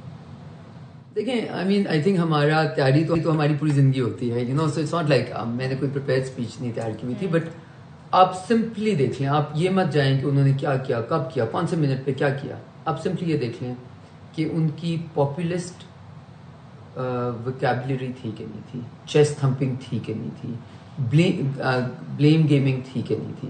دوسرا آپ یہ دیکھیں کہ اسٹریٹجکلی انڈیا کو نفرت تھی کہ کشمیر سینٹر سٹیج پہ نہ آئے. اسٹریٹجکلی دیکھیں, ٹھیک ہے, so if it is good policy تو کشمیر کو سینٹر سٹیج پہ نہیں آنا چاہیے. پریزیڈنٹ ٹرمپ پوری دنیا کو روز ریمائنڈر آتے ہیں ہر ہفتے میں ایک دفعہ کم از کم کہ Kashmir is a flash point. This is exactly what Pakistan would want, because Kashmir is indeed a fault line. Kashmir is indeed an unattended question of the Security Council of the UN, right? یہ تو کیا یہ India کی security policy کے برعکس ہے یا اس کے خلاف ہے؟ پھر آپ یہ دیکھیں کہ ایک وہ بڑا فخر سے کہتے تھے کہ ہم نے ڈی ہائفنیٹ کر دیا پاکستان اور انڈیا کو, پوری دنیا میں they have re-hyphenated Pakistan and India, right? Then you look at India's place in the world, and India being the net security provider for all of the Western Hemisphere. And today, India has shown itself not to be able to preserve its own sovereignty, because جب کسی اور ملک کے sovereign fighter jets آپ کے ملک میں آ جاتے ہیں, operation کر کے واپس چلے جاتے ہیں اور اپنے جیٹس بھی واپس لے جاتے ہیں. آپ تو ریفیلس جس نے زندگی میں کمبیٹ میں کبھی اوفینسو کمبیٹ میں کوئی ریفیل پوری دنیا میں نہیں گرا, انڈیا نے گرا کے دکھا دیا. So it's almost like it's literally like اگر پاکستان میں بہت کوئی اسمارٹ لوگ ہوتے اور وہ انڈیا کا بیہیویئر پلان کرنا چاہتے تو وہ ایگزیکٹلی انڈیا سے وہی کراتے جو انڈیا نے کیا. ہاں, یہ بات آپ نے بالکل صحیح کی کہ کبھی رافیل نہیں گرا, لیکن انڈیا نے اپنے کمبیٹ میں رافیل گرا دیا, اور یہ بھی ایک انپریسیڈنٹڈ ایگزامپل تھی ہمارے سامنے, ہے نا. وہ جو خاموشی بھی تھی, ہاں وہ جو خاموشی بھی تھی, ہے نا. میدان جنگ ہو یا پھر بحث مباحثے کا کوئی پلیٹ فارم ہو, بھارت پاکستان سے جیت نہیں سکتا, اور ایک بار پھر دنیا جان گئی کہ یہ بات میں صداقت ہے, یہ بات سچ ہے. اب یہ حقیقت بھارت کے لیے تسلیم کرنا کتنا مفید ہوگا؟ دیکھیں میں اس کو نا I want to keep myself away from this, because میں اس کو ہار جیت میں اس طرح نہیں دیکھتی, because I think we should all work within a paradigm of logical rational thinking, and we should all have the ability to be able to learn from our mistakes, اپنی غلطیوں سے سیکھ کے آگے. اور میں اس وقت فارن منسٹر تھی جب ہم نے انڈیا کو ایکسیپشنل یونیلیٹرلی دیا, مطلب بہت کچھ ڈپلومیسی میں دیا, کیونکہ ہمیں لگتا تھا کہ منموہن سنگھ میں ایک ریشنل لاجیکل اسٹیٹسمن ہے جو کہ پیس کی لیگیسی کو سیکھ کر ہے. مودی نے تو انڈیا کو روک اسٹیٹ بنا دیا, ایک جو ملک پوری دنیا میں ڈیموکریسی کے لیے, انسٹیٹیوشنز کے لیے, اس نے آج اس کی انسٹیٹیوشنز بھی توڑ دی. اس کے ڈیموکریسی میں ہیومن رائٹس واچ میں دیکھ لیں, اب یو این میں جنیوا میں جو ان کی ہیومن رائٹس کاؤنسل ہے اس کی آپ دیکھ لیں جو وہ انڈیا کے بارے میں کہہ رہے ہیں, رائٹ. ابھی آئی تھنک 2 دن پہلے ایک رپورٹ شائع ہوئی ہے. So wherever you go, Economist میں, فارن افیئرز میگزین میں اب کیا آرٹیکلز لکھا جاتے ہیں کہ مودی نے انڈیا کے ساتھ کیا کر دیا, رائٹ. سو ایک انڈیا جو کہ ایک ٹریجیکٹری پہ جا رہا تھا which was in some ways envious, right. We were all envious of India's trajectory. اب ٹھیک ہے, آپ جی ڈی پی اور اکنامک ویل بینگ میں تو آپ maybe you doing well, but where are your credentials as a state? You become a rogue state. آپ state to state relations کو نہیں ایکسیپٹ کرتے, آپ انٹرنیشنل لا کو نہیں ایکسیپٹ کرتے. آپ کہتے ہیں ہم نے کہہ دیا کشمیر ایشو نہیں ہے تو کشمیر ایشو نہیں. آپ بائیلیٹرل کمٹمنٹس کو نہیں ایکسیپٹ کرتے, آپ اپنے لوگوں کے ساتھ دی گئی کمٹمنٹس کو نہیں ایکسیپٹ کرتے. آپ گاندھی کے دشمن بن گئے, آپ نہرو کے دشمن بن گئے. So what is India? RSS is Modi. That's not in India that the Western world can call its partner or assume that we share values. So it's remarkable.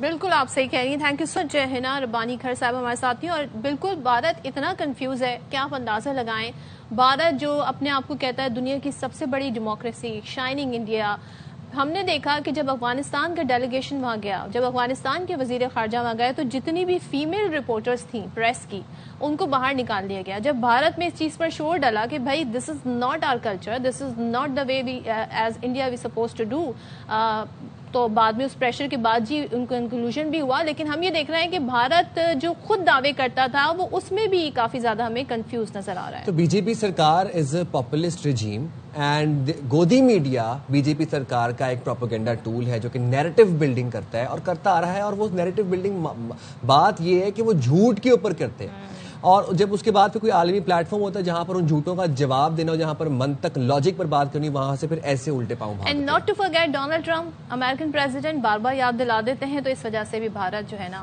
کہہ رہے ہیں ہم اس بارے میں ہم کیا کہیں گے. ڈونلڈ ٹرمپ کو وہ کبھی منع نہیں کیا, انہوں نے چپ کر دیتے ہیں آگے سے. اب بھائی میدان بات ہوئی کہ جنگ کا میدان ہو, پھر علمی مباحثے کا میدان ہو, اب ذرا کھیل کے میدان میں آ جاتے ہیں, اس میں بھی ہم سے ہینڈ شیک نہیں کرتے. لیکن یہاں پر ہم بھارت کی بات نہیں کر رہے, وہ T20 میں ہم دیکھیں گے 15 فیب کو کیا ہوگا. لیکن ہم یہاں پہ ٹرائی نیشن سیریز کی بات کر رہے ہیں, اور کل کا جو میچ تھا وہ سری لنکا کے لیے بہت ہی امپورٹنٹ میچ تھا, کیونکہ کل میچ جیتنے کی صورت میں فائنل میں جگہ بنا لینی تھی انہوں نے, جو کہ انہوں نے بنا لی ہے. اینڈ پاکستان سے جس طریقے سے میچ جیتا ہے وہ آخری اوور میں چھین لیا, جی آخری اوور میں کہتے ہیں نا پاکستان ایک جیتا ہوا میچ ہار گیا ہے. تو پاکستان کو آخری اوور میں 10 رنز درکار تھے, جس میں صرف 3 رنز ہی بن سکے, اور سری لنکا نے پھر ظاہر ہے اس مقابلے کے بعد ہمیں صرف اور صرف 6 رن سے شکست دی, پھر فائنل کے لیے کوالیفائی کر لیا. اور زمبابوے, جس کے ہم بہت زیادہ چانسز سمجھ رہے تھے کہ پاکستان اور زمبابوے کا فائنل ہوگا, زمبابوے اس ٹورنامنٹ سے یعنی ٹرائی نیشن سے باہر ہو گیا ہے. تو پاکستان نے سری لنکا کے خلاف ٹاس جیت کر فیلڈنگ کا فیصلہ کیا, اور پھر سری لنکا نے پہلے کھیلتے ہوئے جو مقررہ 20 اوورز تھے اس میں 184 رنز بنائے, اور اس طریقے سے ان کی اننگز پھر آگے بڑھی. بالکل جی. تو پھر پاکستان نے جواب میں 7 وکٹوں کے نقصان پر 178 رنز بنائے, اور کپتان سلمان علی آغا 63 رنز بنا کر ناٹ آؤٹ رہے. اچھا, سلمان علی آغا کی خیر یہ ہم بعد میں ڈسکس کرتے ہیں ان کی فارم کو. ٹرائی نیشن سیریز کا فائنل ہفتے کو پاکستان اور شری لنکا کے درمیان کھیلا جائے گا. ذرا آپ کو دکھاتے ہیں کل کے میچ کی ہائی لائٹس, پاکستان کی وکٹس آپ کو دکھاتے ہیں. ڈاؤٹ ہمیں کل سری لنکا کی جو بولنگ ہے وہ بڑی ڈفرینٹ فارم میں نظر آئی, اور جس طریقے کی بال کرائی, سائم ایوب جس طرح بولڈ ہوئے, اس کے بعد ہم نے بابر کو جس طریقے سے آؤٹ ہوتے ہوئے دیکھا تو وہ LBW کا شکار ہو گیا, اور کیچ آؤٹ جو ہوئے ہیں ہمارے کھلاڑی.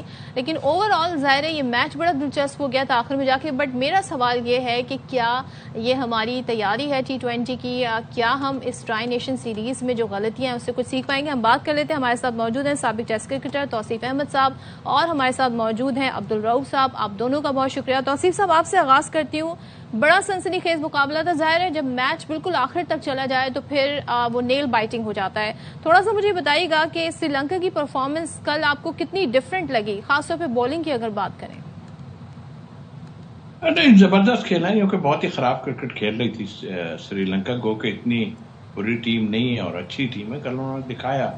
اور ظاہر ہے کہ ایک اچھا میچ ہمیں دیکھنے میں نظر آیا کافی ٹائم بعد. بٹ وہی اگین پاکستان کی اگر ہم بات کریں تو وہی فنش کرنے میں پرابلم, اور میرا خیال ہے کھیلے پھر بھی ٹھیک ہے, 46 پہ یا 43 پہ 4 ہونے کے بعد ٹیم کا سنبھلنا بڑی بات ہے. کپتان صاحب نے خدا کر کے رنز کیے ہیں, مگر ابھی تک وہ جو آپ ابھی بات کر رہی تھیں کہ ہاں پریپریشن وہ پریپریشن والا ٹھیک ہے, ادھر ادھر 1-2 پلیئروں کو آگے پیچھے کرتے ہیں پھر کھلاتے ہیں, بٹ پریپریشن والا مجھے ایز سچ ابھی کوئی عنصر نظر نہیں آ رہا. اور ظاہر ہے کہ آپ میچ کھیلے, لیکن آپ ظاہر ہے کہ ایسی ٹیم سے آپ کھیل رہے تھے کہ جو پہلے ہی اتنا خراب کھیل رہی تھی, اور اس سے پہلے زمبابوے کے خلاف بھی آپ کھیلے تو بہت اچھی کرکٹ ہم نہیں کھیل رہے تھے. ظاہر ہے ہماری پریپریشن جس کا آپ نے کہا وہ مشکلات ہو رہی تھیں, کبھی کسی کو آپ آگے کرتے کسی کو پیچھے کرتے.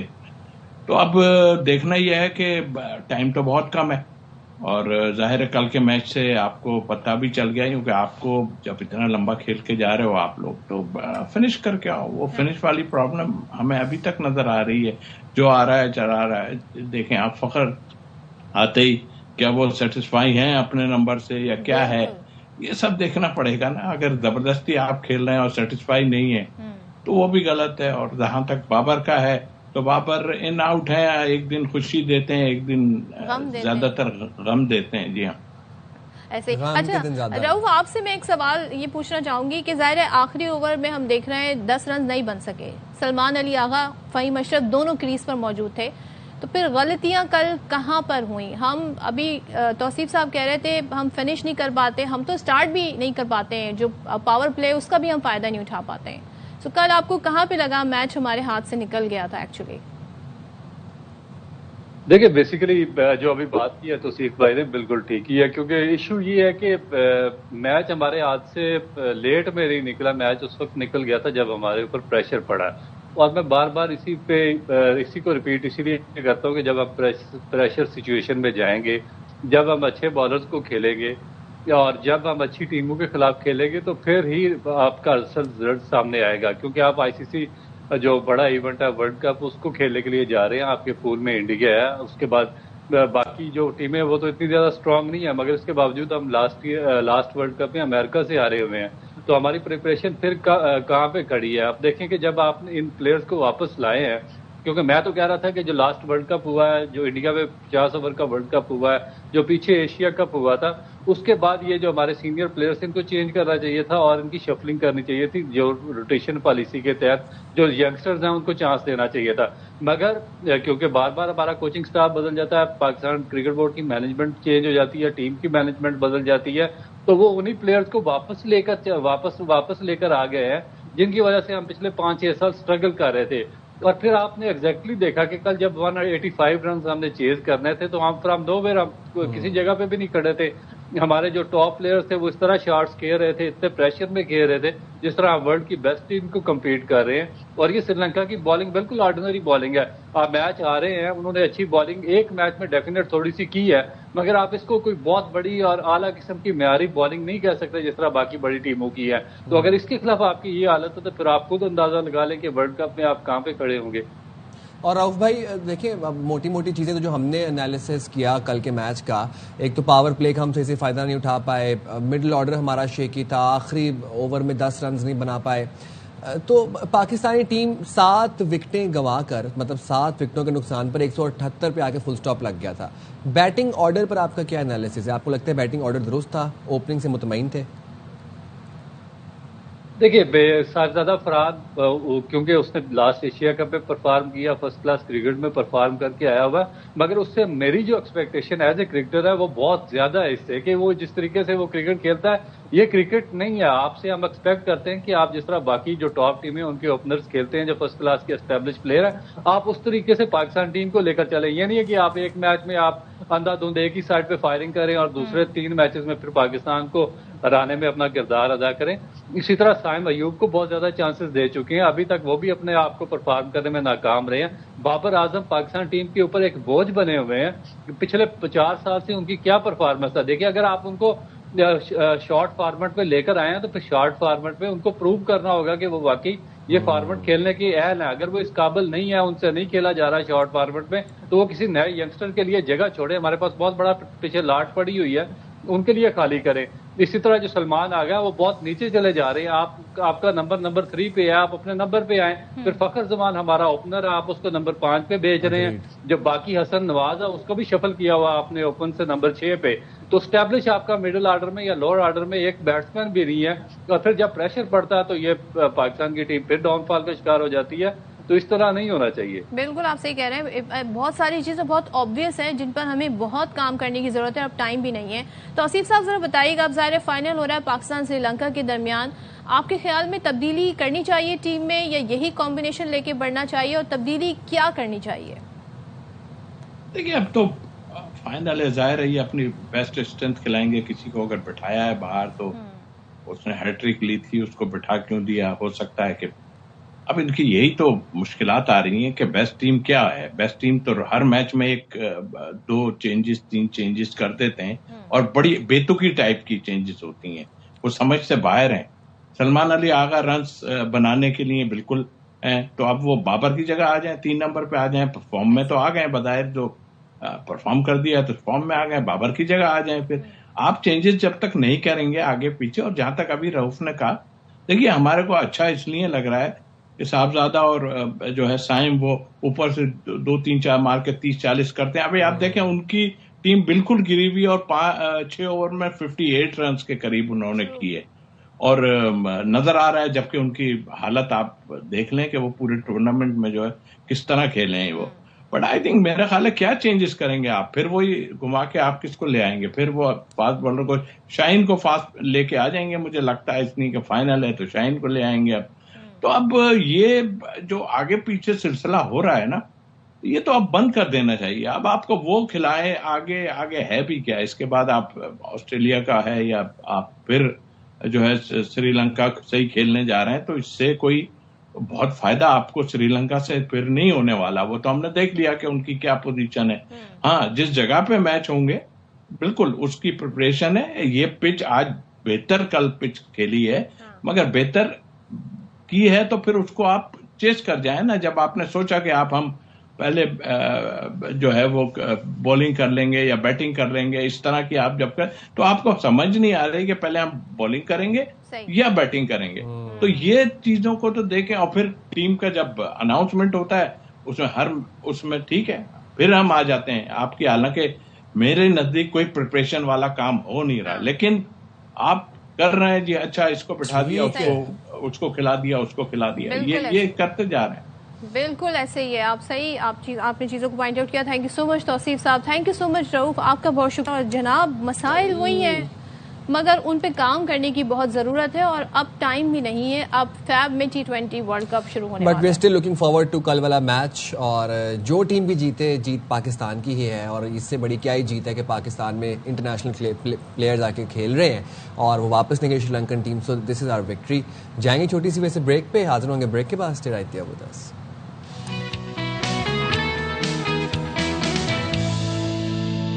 वेलकम बैक जनाब. वैसे एक ज़माना था जब कोई खुशी का कहते ना मौका होता था तो सोना ख़वातीन को जी गिफ्ट कर दिया जाता था. कभी बाली, कभी चेन, कभी लॉकेट. लेकिन अब सोना आवाम की पहुंच से दूर हो गया. वो ज्वेलरी वाला सोना, दूसरा वाला सोना तो अभी तक आवाम की पहुंच में है. मैं लेकिन उसी सोने की बात कर, चेन लॉकेट से मुराद वही है. भाईजान, अब हुआ क्या है कि महंगाई के इस दौर में जब सोना आम आदमी की पहुंच से बाहर हो चुका है, तो कुछ ऐसे कारीगर भी हैं, ऐसे हुनरमंद कारीगर भी मौजूद हैं जो कि चांदी को सोना बनाकर ना सिर्फ अपनी रोजी कमा रहे हैं बल्कि लोगों के, शहरियों के चेहरों पर मुस्कुराहटें भी बिखेर रहे हैं. तो वो क्या प्रोसेस है, किस तरीके से सोने का पानी चढ़ाया जाता है चांदी के ज्वेलरी के ऊपर, आप भी देखिए जहां ज़ेब वसीर की रिपोर्ट में हम भी देखते हैं. सोने की कीमतों में मुसलसल इजाफे ने जेवरात की दुकानों को सुनसान कर दिया है, मगर इन्हीं हालात में चांदी पर सोने का पानी चढ़ाने वाले कारीगर ज्यादा मसरूफ हो गए हैं. ये कारीगर चांदी के जेवरात को इस महारत से चमका देते हैं कि देखने वाला असल और नकल में फर्क नहीं कर पाता. सोने की रेट बढ़ने से ज्वेलरी का जो कारोबार है, जो ज्वेलर्स हजरात है, वो दिन ब दिन खत्म होते जा रहे हैं. शादी ब्याह में 5 तोले, 2 तोले, 10 तोले का अगर होता तो वो 10 तोले वाला 2 तोले पे आ गया, 5 तोले वाला 1 तोले पे आ गया. कारीगरों के मुताबिक गोल्ड प्लेटेड ज्वेलरी की मांग में कई गुना इजाफा हो चुका है. अवाम अब अपने पुराने या चांदी के जेवरात पर सोने का पानी चढ़वा कर सोना पहनने का शौक पूरा कर रहे हैं. सोने की जो रकम है बहुत हाई हो गई है, तो लोग शादी ब्याह में जो है वो सोने की जगह अब जो है गोल्ड प्लेटेड यूज करते हैं. ये केमिकल वगैरह यूज होते हैं, उसके ऊपर चांदी को हम गोल्ड कर देते हैं. तो पहनने में वो इतना फील नहीं होता कि आप चांदी की चीज पहन रहे हो या सोने की चीज पहन रहे हो. मैं यहाँ पे सोने का पानी करवाने आया था क्योंकि हर कोई बंदा तो सोना अफोर्ड नहीं कर सकता. इस फन में न सिर्फ बारीकी और महारत दरकार है बल्कि खास केमिकल, दर्जा हरारत और वक्त का दुरुस्त इस्तेमाल भी जरूरी है ताकि चांदी पर सोने की तय मजबूती से जम सके और देर पर चमक बरकरार रहे. सोना महंगा जरूर है मगर चांदी पर सोने की तय चढ़ाने का ये फन अवाम को कम पैसों में सोने का खूबसूरत मुतबादिल फराम कर रहा है. कैमरामैन मोहम्मद अली सोलंकी के साथ जहाज़े बसीर, ARY न्यूज़ सक्कर. भाई अब ऐसा ना हो जो खवातीन लड़कियां जिनकी शादी हो रही है वो चेक करें भाई कि चांदी तो नहीं चढ़ा हुआ सोना हमें दे रहा है. अच्छा, आजकल वैसे लड़कियां स्टिल सोने में इंटरेस्टेड हैं. वैसे आजकल आर्मेस प्राडा का जमाना चल रहा है. मेरा नहीं ख्याल कि आपने देना है सोना. वो तो अब अम्मा अब्बा को पता. चले जाएंगे एक छोटी सी ब्रेक पे, हाजिर होते हैं फिर ब्रेक के बाद. Stay there with us.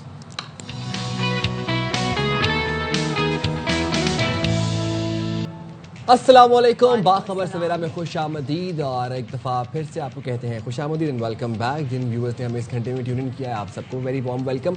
जब हम ये बात करते हैं कि अफगानिस्तान की सरजमीन पाकिस्तान के लिए दहशत गर्दी के खिलाफ के लिए इस्तेमाल हो रही है, तो बात बिल्कुल ठीक है। पाकिस्तान का डे वन से सिंगल पॉइंट एजेंडा है कि अफगान सरजमीन अफगानिस्तान से दहशतगर्द पाकिस्तान में दहशतगर्दी ना फैलाएं। अच्छा, अब अफगान सरजमीन जो है, अफगानिस्तान के दहशतगर्द जो हैं वो ना सिर्फ पाकिस्तान, ना सिर्फ खित्ते, बल्कि आलमी अमन के लिए खतरा बन गए हैं। और हालिया जो हमने पाकिस्तान में दहशतगर्दी के वाक़यात देखे, वाना कैडेट कॉलेज, इस्लामाबाद कचहरी वाक़या, FC हेडक्वार्टर्स वाक़या, तमाम के तमाम जो वहाँ पर खुदकुश हमलावर थे, जो मुल्ज़मान थे वो अफगान शहरी थे। व्हाइट हाउस जो नेशनल गार्ड्स पर हमला हुआ, आप देखें कि अफगान शहरी। और अब सदफ ये खबर आ रही है कि अफगानिस्तान से ताजिकिस्तान में चीनी कंपनी के कैंप पर हमला हुआ और 3 चीनी शहरी मारे गए इसमें। और ताजिक वज़ारत ख़ारजा ने यह बताया है कि अफगानिस्तान से आए हमलावरों ने असलहे और ग्रेनेड से लेस ड्रोन्स इस्तेमाल किए। अब ये खुद ताजिकिस्तान की गवर्नमेंट की मौक़िफ़ दे रही है। एक तरफ जो हमने अमेरिका की एग्जाम्पल आपको दी, जहाँ पर जो व्हाइट हाउस के बाहर अटैक हुआ, उसमें डोनाल्ड ट्रंप साहब ने खुद बताया कि वो जो शहरी है उसकी आइडेंटिटी क्या है। तो इस तरीके से ताजिकिस्तान ने अफगान तालिबान रजीम के खिलाफ रद्द अमल दिया है और कई इस्लामी ममालिक में भी ये जारी किया गया। एलामिया में कहा गया है कि अफगानिस्तान में मौजूद दहशतगर्द खित्ता गिरोह जो है वो खित्ते को अदम इस्तेहकाम की तरफ धकेल रहा है। अब ताजिकिस्तान ने अफगान तालिबान रजीम से दहशतगर्दों के खिलाफ मौसर इकदाम का मुतालबा किया। और पिछले दिनों ज़ाहिर डिस्कशन भी इस हवाले से हो रही थी कि सिर्फ पाकिस्तान ही क्यों इस सारी बात को लेके आगे बढ़ रहा है कि भाई खित्ते के इस खतरे में है, अफगानिस्तान में जो मौजूद अनासिर हैं उनसे बाकी ममालिक को भी आकर इसमें अपना रोल प्ले करना चाहिए। अच्छा जी, व्हाइट हाउस वाला जो मामला है उसकी कुछ अपडेट्स आई हैं वहाँ, जैसे कि खुद अमेरिका ने बताया कि अफगान शहरी की फायरिंग से नेशनल गार्ड जख्मी हुए थे। उनमें से 2 गार्ड जो जख्मी हुए थे, एक नेशनल गार्ड जो है उसके बारे में खबर आई कि डेथ हो गई है, जबकि दूसरे के बारे में बताया जा रहा है कि उसकी कंडीशन जो है वो क्रिटिकल है और is in hospital. So FBI director जी जो उनके हैं पटेल साहब, उन्होंने बताया कि हमलावर रहमानुल्लाह अफगानिस्तान में अमरीकी फौज का सहूलतकार था। सोचें, और ये जो दोनों नेशनल गार्ड्स हैं इनमें से एक की डेथ हो गई है और एक अभी तशवीशनाक हालत में अस्पताल में दाखिल है। सिर्फ इन दोनों ने एक ही रोज कबल हल्फ उठाया था। अब हमलावर के मजीद साथियों और पस मंजर की जांच पड़ताल की जा रही है। सिक्योरिटी दारों ने खदशा ये जाहिर किया कि वाकया किसी वसी नेटवर्क से मुंसलिक हो सकता है। अमरीकी सदर डोनाल्ड ट्रंप ये कहते हैं कि नेशनल गार्ड्स पर हमला करने वाला भारी कीमत चुकाएगा। अमरीका ने अफगान शहरियों के लिए इमिग्रेशन की तमाम दरखास्तें फौरन रोक दी और इमीडिएट इफेक्टिव। और डोनाल्ड ट्रंप साहब ने तो यहाँ तक कहा कि ये एलियंस हैं और इनका हम खात्मा करेंगे। चलें जी, तो सारी सूरत हाल पे बात कर लेते हैं। हमारे साथ मौजूद है माहिर कौमी सलामती उमूर सैयद मोहम्मद अली साहब। अली साहब, बहुत शुक्रिया ज्वाइन करने के लिए। अभी तक तो ज़ाहिर है पाकिस्तान जितना मुतासिर है दहशत गर्दी से, बैरूनी अनासिर जिस तरह की मज़मूम मकासद अपने आए दिन हम देखते हैं, कोशिश करते हैं, हम आवाज़ उठाते हैं, हर प्लेटफॉर्म पर जाकर सबूत के साथ बात करते हैं, लेकिन ज़ाहिर है अब ये मामला दीगर ममालिक तक फैल गया है। अमरीका तो चले दूर की बात है, लेकिन पहले जरा ताजिकिस्तान से शुरू कर लेते हैं। ताजिकिस्तान की गवर्नमेंट ने अफगान तालिबान रजीम से दहशत गर्दों के खिलाफ अब मौसर इकदाम का मुतालबा कर दिया है। पाकिस्तान डे वन से मुतालबा कर रहा है। अब आप समझते हैं कि ये मसला ऐसा बन गया है कि इसे नजरअंदाज नहीं किया जा सकता? बहुत शुक्रिया जी। देखिए, मैं समझता हूँ 2 पहलू उसके बड़े अहम हैं। पहली बात यह है कि एक ही दिन में पाकिस्तान, ताजिकिस्तान और अमरीका में अफगानिस्तान का दहशतगर्दी की वारदातों में मुलविस होना ये साबित करता है कि अब अफगानिस्तान की सरजमीन से जो दहशतगर्दी की जा रही है वो सिर्फ पाकिस्तान या जनूबी एशिया के लिए ख़तरा नहीं है, वो वस्ती एशिया के लिए भी ख़तरा है और मगरबी दुनिया और अमरीका और शुमाली अमरीका तक अब उसके असरात पहुंच चुके हैं। तो दूसरा पहलू ये है कि पाकिस्तान जो है उसका मौक़िफ़ ये रहा है, और आपको याद होगा इस साल के शुरू में जो अक़वाम मुत्तहिदा की रिपोर्ट भी आई थी उसने भी ये कहा था कि अफगानिस्तान जो है अब आलमी अमन और सलामती के लिए ख़तरा बन चुका है। इसका मतलब ये है कि अब ये सिर्फ पाकिस्तान के लिए ख़तरा नहीं है बल्कि पूरी आलमी बरादरी इसको एक तशवीश की निगाह से देखती है। जिस तरह आपने बताया कि अमेरिका ने तमाम जो अजाइलम और सेटलमेंट के केसेस की दरखास्तें हैं उनको यानी कि क्लोज कर दिया है, और जो गैर जिम्मेदाराना तर्ज अमल काबुल इंतज़ामिया का है उसके नतीजे में چاہے افغانستان کے اندر یا عالمی سطح پہ افغانی کہیں بھی ہوں، ان کے لیے مسائل میں بہت زیادہ اضافہ ہو گیا ہے. اور ابھی تک میں نے کابل انتظامیہ کی طرف سے یہ امریکہ یا تاجکستان کے خلاف جو چینی اہلکاروں کو ہلاک کیا گیا ہے ڈرون حملے میں، اس کی کوئی مذمت یا اس کی کنڈیمنیشن یا اس پہ کوئی اپالوجی نہیں دیکھی ہے. تو آپ کو یاد ہوگا کہ ٹرمپ انتظامیہ کے اقتدار میں آنے کے بعد ان کی جو اینول انٹیلیجنس تھریٹ اسسمنٹ تھی، اس میں کہا گیا تھا کہ جو افغان حکومت ہے اس کے اندر عالمی دہشت گرد تنظیموں کا اثر و رسوخ بڑھ چکا ہے، جس میں داعش اور القاعدہ بھی شامل ہیں، اور ان کی انٹیلیجنس اور محکمہ دفاع کے اندر بھی ان کا اثر و رسوخ بڑھ رہا ہے.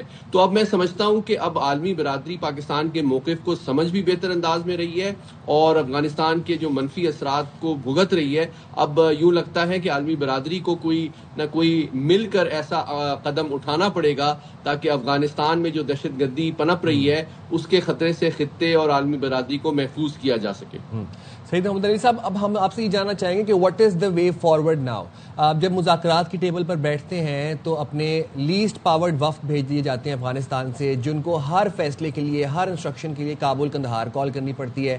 ان سے سنگل پوائنٹ ایجنڈے کے اوپر بات نہیں ہوتی. ایک جب پاکستان اور افغانستان کے مذاکرات کے دور ہو، چاہے وہ دوحہ والا ہو چاہے وہ استنبول والا ہو، 18 گھنٹے طویل نشستیں تھیں، 14 گھنٹے طویل نشستیں تھیں. ایک ہی بات تھی کہ آپ اپنی سرزمین کو پاکستان میں دہشت گردی کے خلاف استعمال ہونے سے روکیں، لیکن اس کے اوپر بھی راضی نہ ہو سکے، ہیلے بہانے کرتے رہے. تو اب عملی جامہ کیسے پہنایا جائے گا؟ کیا what is this way forward now?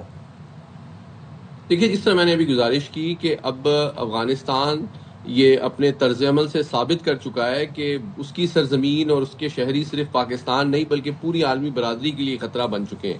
تو میں سمجھتا ہوں پاکستان کے لیے بھی ایک اہم موقع ہے کہ وہ عالمی طاقتوں اور علاقائی ممالک، جس میں خصوصاً افغانستان کے ہمسایہ ممالک ہیں، جس میں سنٹرل ایشین ممالک ہیں، چین ہے، ایران ہے، ان کے ساتھ مل کر ایک اجتماعی طور پر کابل انتظامیہ پہ دباؤ ڈالے، تاکہ ان کو یہ معلوم ہو جائے کہ جس طرح D G I S P R نے پچھلے ہفتے کہا تھا کہ تجارت اور خون ایک ساتھ تو نہیں چل سکتا. تو یہ بڑا ضروری ہے کہ تمام ملک مل کر افغانستان پر دباؤ ڈالیں، کیونکہ اب یہ صرف پاکستان کا مسئلہ نہیں ہے، تاکہ کابل انتظامیہ کو قائل کیا جا سکے کہ ان کی لیجیٹیمیسی، سروائیول، اکانومی، کسی چیز کا کوئی فیوچر نہیں ہے اگر انہوں نے اپنی روش تبدیل نہ کی اور دہشت گردی کی سرپرستی اور پشت پناہی ختم نہ کی. اچھا محمد علی صاحب، ایک چیز میں جاننا چاہوں گی، جب ایران اسرائیل کا معاملہ ہوا تھا تو بہت سارے انکشافات ہوئے تھے، اور یہ ہم نے یہ دیکھا کس طریقے سے جو جاسوس ہیں اسرائیلی وہ پھیلے ہوئے تھے، انڈین جاسوس بلکہ بہت بڑے انڈینز کو وہاں سے پھر ملک بدر بھی کیا گیا تھا ایران سے، کیونکہ وہ کام کر رہے تھے اسرائیل کے لیے. اب یہاں پر ہم نے دیکھا کہ امریکہ میں جو نیشنل گارڈز پر حملہ کرنے والا افغان شہری ہے، ایکچولی وہ افغانستان میں CIA کے لیے کام کر رہا تھا. تو یہ جو ایک معاملہ ہے یہ کتنا تشویشناک ہے؟ جی بالکل، آپ نے صحیح کہا. دیکھیں، تقریباً اطلاعات کے مطابق 10 سال سے زیادہ یہ صاحب جو ہیں یہ امریکی حکومت کے جو حساس ترین ادارے ہیں ان کے ساتھ منسلک رہا ہے افغانستان کے اندر، اور اسی بنا پر اس نے 2021 میں امریکہ گیا اور پھر اس نے اسائلم کی درخواست کی 24 میں، جو کہ 25 میں ایکسیپٹ ہوئی. اور پھر اسی طرح آپ نے بالکل صحیح کہا کہ کئی افغان شہری ملوث پائے گئے ہیں، نہ صرف پاکستان کے اندر دہشت گردی کی کارروائیوں میں. آپ جانتے ہیں کہ پاکستان نے اس سال جو دہشت گردوں کا قلع کما کیا ہے اس میں سے 136 افغان نیشنلز ہیں جو کہ براہ راست دہشت گردی کی کارروائیوں میں انوالو تھے. اسی طرح ایران کے اندر بھی آپ نے دیکھا کہ چاہے وہ اسرائیل کی انٹیلیجنس ہو، ان کی سہولت کاری ہو، اس میں بھی افغان ملوث پائے گئے ہیں. تو یہ بڑا، اب میں سمجھتا ہوں کہ پوری دنیا یہ سوچ رہی ہے کہ کس طرح افغان حکومت اور ان کے کارندوں کو جو بھیجا جا رہا ہے دہشت گردی کی سہولت کاری کے لیے پوری دنیا میں، اس کا سلسلہ رکنا چاہیے. اور میں سمجھتا ہوں امریکی انتظامیہ نے جو فیصلہ کیا ہے ان کی اسائلم کی درخواستوں کو بند کرنے کا، یہ اس سلسلے کی پہلی کڑی ہے. لیکن میں سمجھتا ہوں تقریباً 41 ممالک دنیا میں ایسے ہیں جن کے اندر افغانستان کے حوالے سے جو ان کے رواسم ہیں دہشت گرد تنظیموں سے، اس کے حوالے سے بڑی گہری تشویش پائی جاتی ہے. تو میں دیکھ رہا ہوں آنے والے دنوں میں افغان حکومت کی جو کوشش ہے دیگر ممالک سے تجارتی رواسم امپروو کرنے کا یا کنیکٹیوٹی بڑھانے کا، اس میں کافی ان کی حکمت عملی کی وجہ سے ان کو مسائل کا سامنا کرنا پڑے گا، اور افغان عوام اور افغان حکومت جو ہے وہ آنے والے دنوں میں دنیا جو ہے ان کے لیے اپنے دروازے بند کر دے گی. بالکل، تھینک یو ویری مچ سید محمد علی صاحب، آپ نے باخبر سے پہلے وقت نکالا. اور ہم دیکھ رہے ہیں کہ جہاں پر انڈیا پوری عالمی برادری کے سامنے ہزیمت اٹھائے بیٹھا ہے، وہیں پر انڈیا کا گود لیا، انڈیا کی پراکسی، بھارت کی پراکسی افغانستان اب پوری دنیا کی عالمی امن کے لیے خطرہ بن چکے. بات اب صرف پاکستان اور خطے کی نہیں رہی، بات اب پہنچ گئی امریکہ، بات پہنچ گئی تاجکستان. عالمی امن کے لیے خطرے کی گھنٹیاں بج رہی ہیں. اور بالکل صحیح کہہ رہے سید محمد علی صاحب کہ اب بہت وقت قریب ہے جب پوری دنیا افغانستان کے دروازے بند کر دے گی.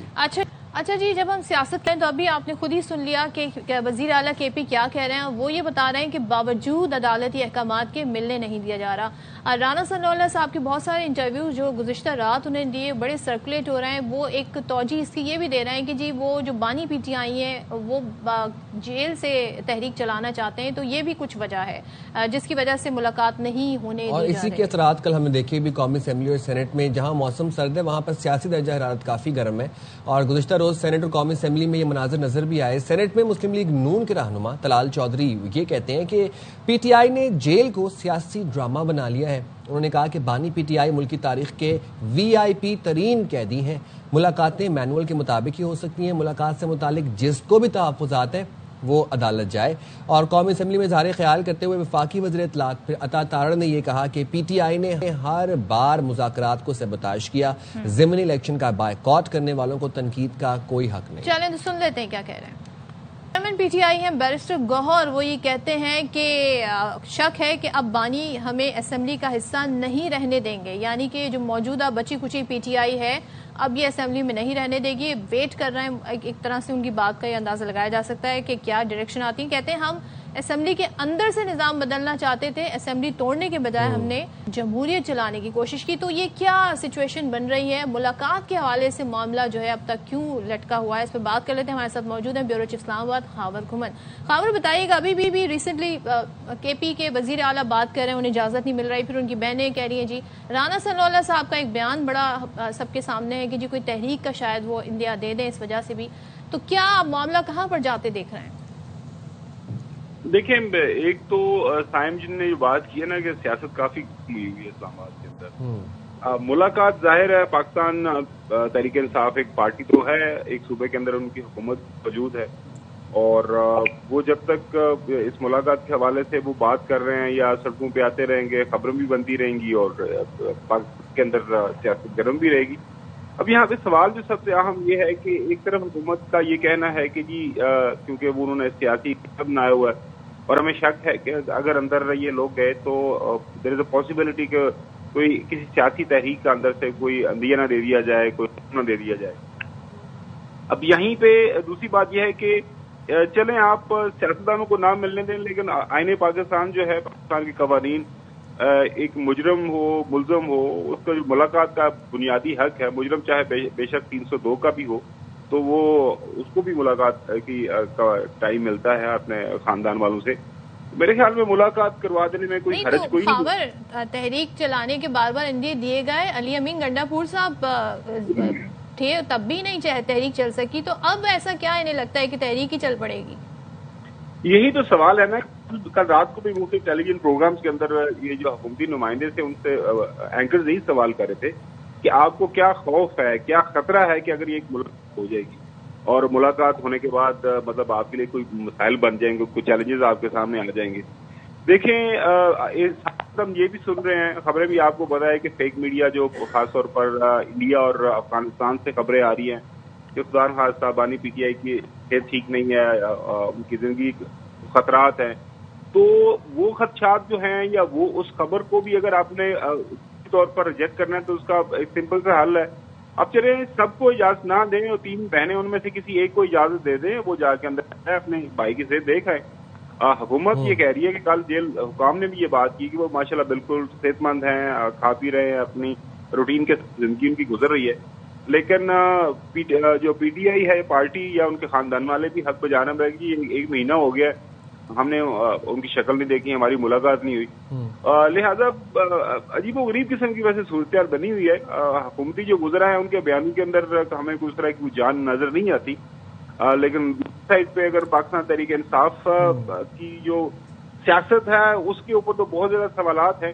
لیکن اگر بات ملاقات کی حد تک کی جائے تو میرے خیال میں اس حوالے سے وہ ظاہر ہے کورٹ کا آرڈر بھی ہے, آج پھر دوبارہ TMKP کو گئے ہوئے ہیں, وہ ایک ریٹن آرڈر, وہ ایک آپ کو پتا ہے آرڈر تو ہوا ہوا ہے.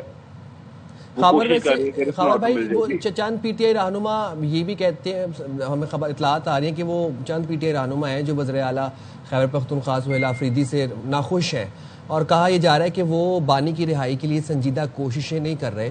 تو پارٹی میں اختلافات ابھی بھی موجود ہیں. ہم تو یہ دیکھ رہے ہیں وہ ابھی تو اٹھ کے گئے ہیں وزیر اعلیٰ سہیل آفریدی, اور وہ ابھی نکلے اسلام آباد کے لیے, عدالت کہتے ہیں کہ وہاں سے آرڈر لے کے آئیں گے, پھر واپس اڈیالہ ہی آ کے بیٹھوں گا.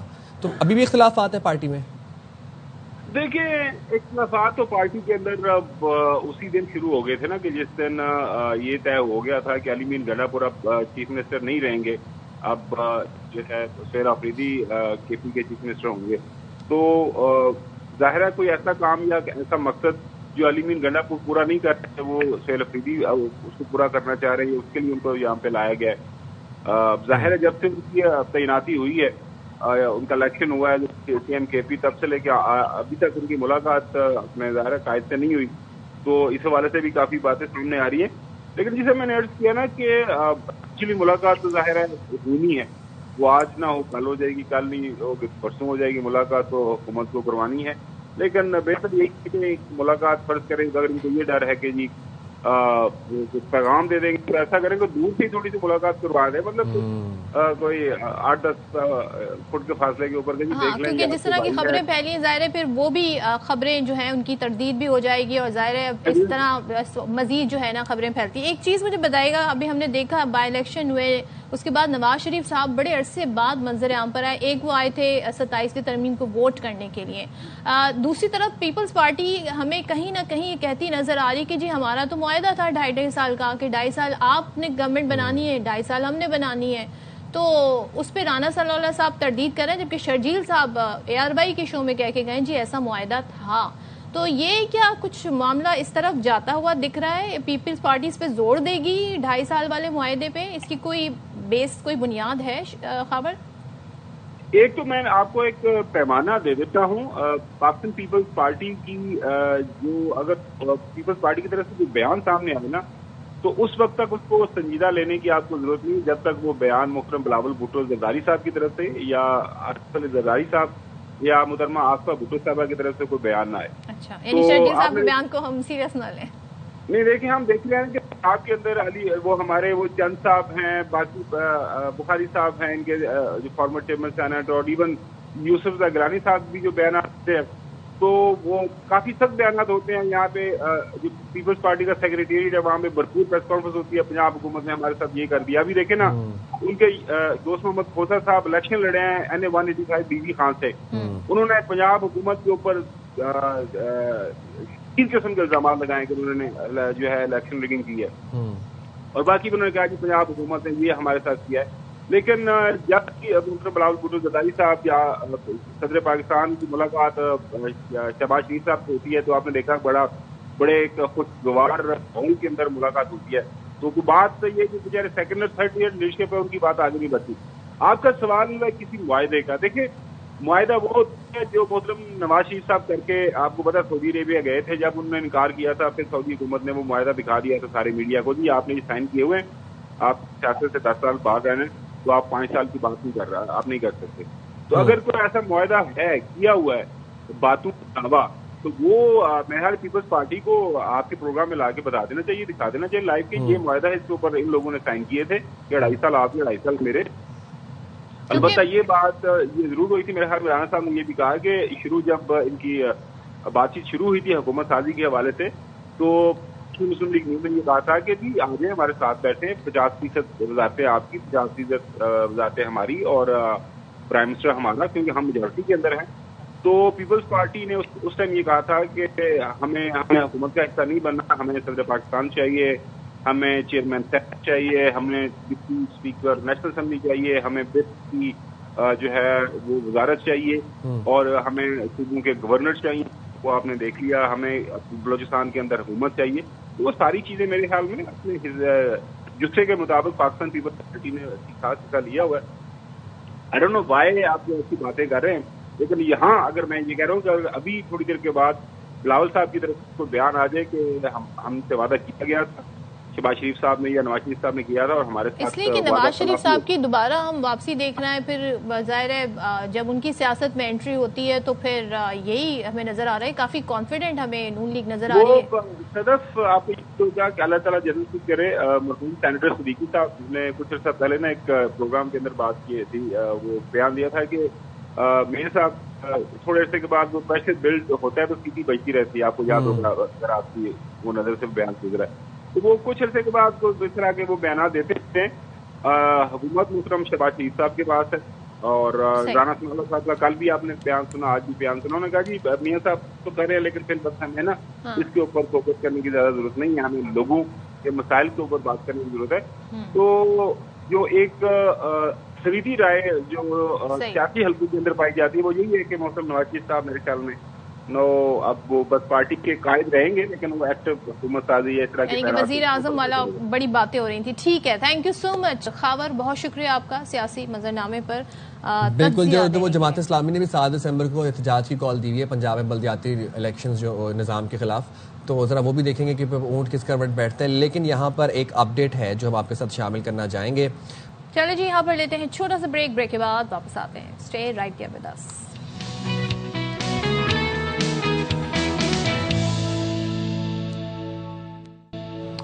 Welcome back once again. اور سردیوں کا موسم ہے بالکل, اور صحت کے بڑے مسائل ہو جاتے ہیں, اور ہم یہ معمولی مسائل کی بات نہیں کر رہے ہیں, ہم جو آپ کی ہارٹ ہیلتھ ہے, کیا سردیوں کا موسم اس پر اثر انداز ہوتا ہے؟ جی, تو اب آپ کو سمجھ رہی کہ ہم اپنے پروگرام کے آغاز میں موسم اور دل کو کیوں ڈسکس کر رہے تھے.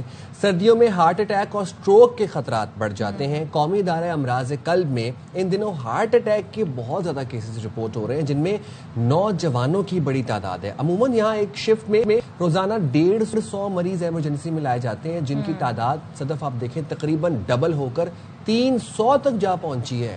اور اگر دیکھیں آپ او پی ڈی تو وہاں پر بھی 1000 سے زائد مریض رپورٹ ہو رہے ہیں. طبی ماہرین یہ کہتے ہیں کہ سردیوں میں دل کے پٹھوں کو خون پہنچانے والی نالیاں بھی سکڑ جاتی ہیں, ویزو کنسٹرکشن جسے کہتے ہیں. بالکل. تو انور خان ہمارے ساتھ موجود ہیں, ان سے جانتے ہیں کہ خاص طور پہ ہم اگر NICBD کی بات کریں تو وہاں پر جی ہارٹ کے کتنے مریض رپورٹ ہو رہے ہیں.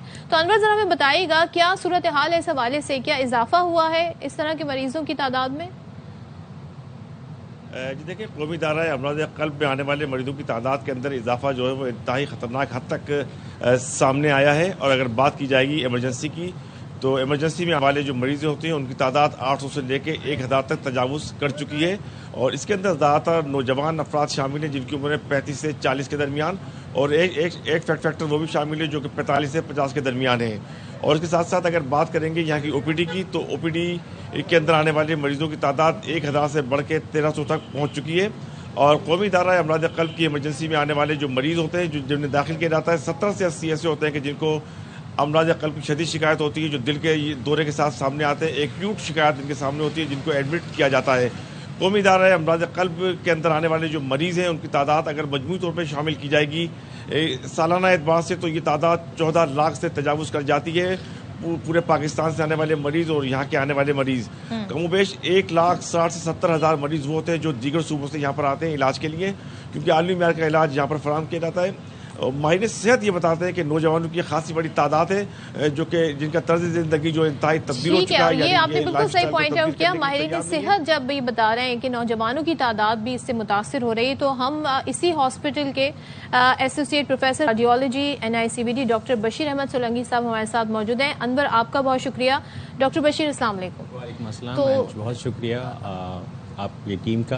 آپ کا شکریہ, آپ نے وقت نکالا. یہ بتائیے گا کہ جب ہم دیکھتے ہیں سردی کا سیزن آتا ہے ہم نزلہ زکام پہ زیادہ فوکس کرتے ہیں, لیکن کیا واقعی ہماری جو دل کی صحت ہے سردی اس پر اثر انداز ہوتی ہے؟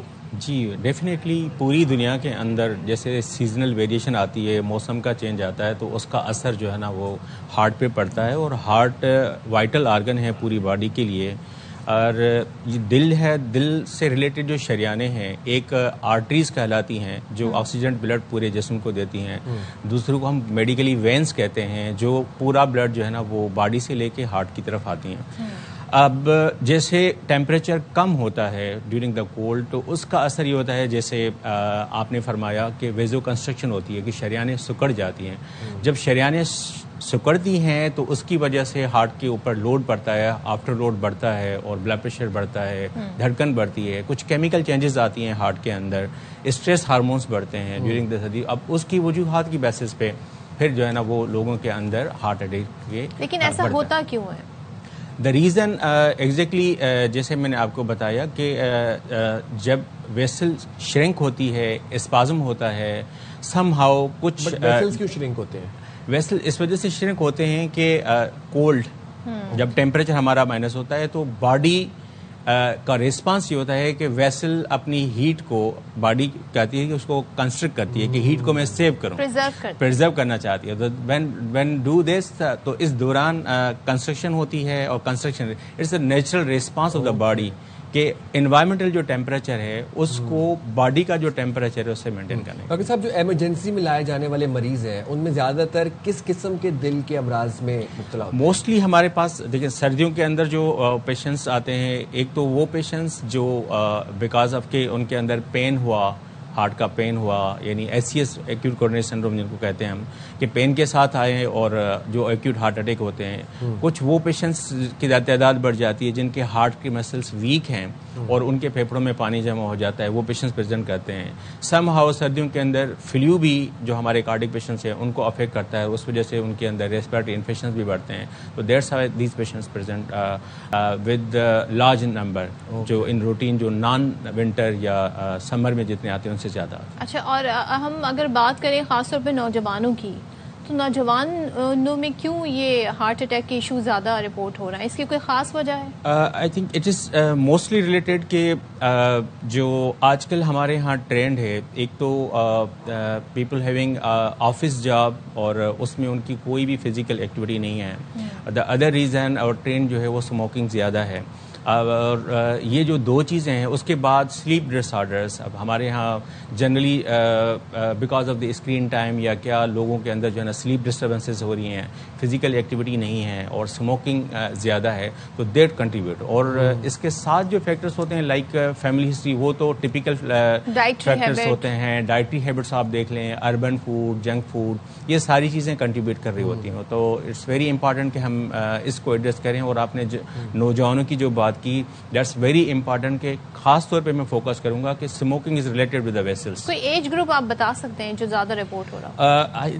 Below 40 are mostly reported with the heart attack. اگر ہم میں یوزلی ہم لوگ اینجیوگرافی اور اینجیوپلاسٹیز کرتے ہیں، ہمارے ہاں جو ایکیوٹ ایم آئی کی سروسز دے رہی ہوتے ہیں، تو موسٹلی اگر ایک دن کے اندر فار ایگزامپل ہم 24 آورس میں اگر 100 پیشنٹ ہارٹ اٹیک کے کر رہے ہیں تو ازیوم یہ کر لیں کہ اس کے اندر 10 to 20% وہ ہوتے ہیں جن کی ایج جو ہے نا بلو 40 ہوتی ہے. اور وہ ان میں سے جو ہے وہ چین اسموکرز ہوتے ہیں، اسموکنگ سے ایفیلیٹڈ ہوتے ہیں. دے آر ریلیٹڈ ود کہ ان کے اندر اسموکنگ زیادہ ہے، جنک فوڈ زیادہ ہے. اور کنسیڈرنگ ہمارے کلچر کے اندر ایک تو سگریٹ ہے، لیکن سگریٹ کے علاوہ بھی ٹوبیکو یوز ہوتا ہے مختلف پارٹس آف آور کنٹری، جس کے اندر ایک ہے کہ ٹوبیکو ہم سگریٹ کی شکل میں لے رہے ہوتے ہیں، لیکن دوسرا ٹوبیکو نسوار، گٹکا، پان، اس کے اندر بھی لے رہے ہوتے ہیں. تو that's also dangerous for the heart. یا اور ہم نے ڈائٹری ہیبٹ کی بات کی، سردیوں میں بھی بڑی چینجز ہوتی ہیں کیونکہ گرمی میں آپ لائٹ کھانا چاہتے ہیں، پانی کا استعمال زیادہ ہوتا ہے، مشروب بھی زیادہ پیے جاتے ہیں،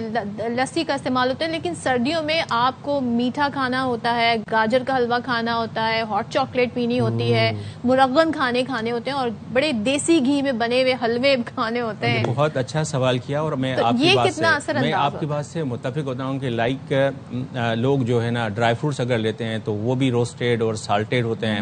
اور اگر آپ اس میں کہیں کہ سوپ لیتے ہیں تو سوپ میں بھی سالٹ زیادہ ہوتا ہے. مین وائل پانی کا انٹیک جو روٹین میں ہر انسان کو جو ضرورت ہوتی ہے 8 سے 10 گلاس پینا چاہیے، تو پانی کا انٹیک کم ہو جاتا ہے. اور کافی بڑھ جاتی ہے، ساتھ میں جو ہے نا اسموکنگ بڑھ جاتی ہے، فزیکل ایکٹیویٹی نہیں ہوتی، اپنے آپ کو لوگ جو بزرگ حضرات ہیں وہ اپنے آپ کو ریسٹرکٹ کر لیتے ہیں. اور دوسرا جو سردیوں میں ایک امپارٹنٹ ایلیمنٹ ہے کنسیڈرنگ کلچر، کبھی آپ نے سنا ہوگا کہ پاکستان کا فلاں سٹی نمبر 1 پہ آ گیا ایئر پولیوشن کے اندر.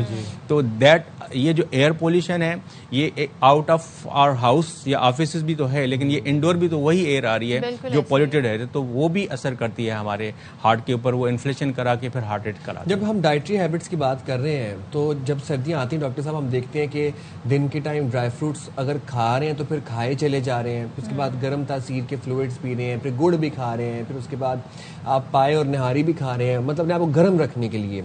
یہ کیونکہ ایکسیس میں چلا جاتا ہے نا پھر، تو یہ کس حد تک خطرناک ہے؟ دیکھیے آئی تھنک جنرلی ہم اپنے آپ کو کیلکولیٹ نہیں کرتے کہ ہمیں ہماری ضرورت کتنی ہے کھانے کی، جو ضرورت ہے ہم یہ سمجھ رہے ہوتے ہیں کہ ہم نے بس کھانا ہے.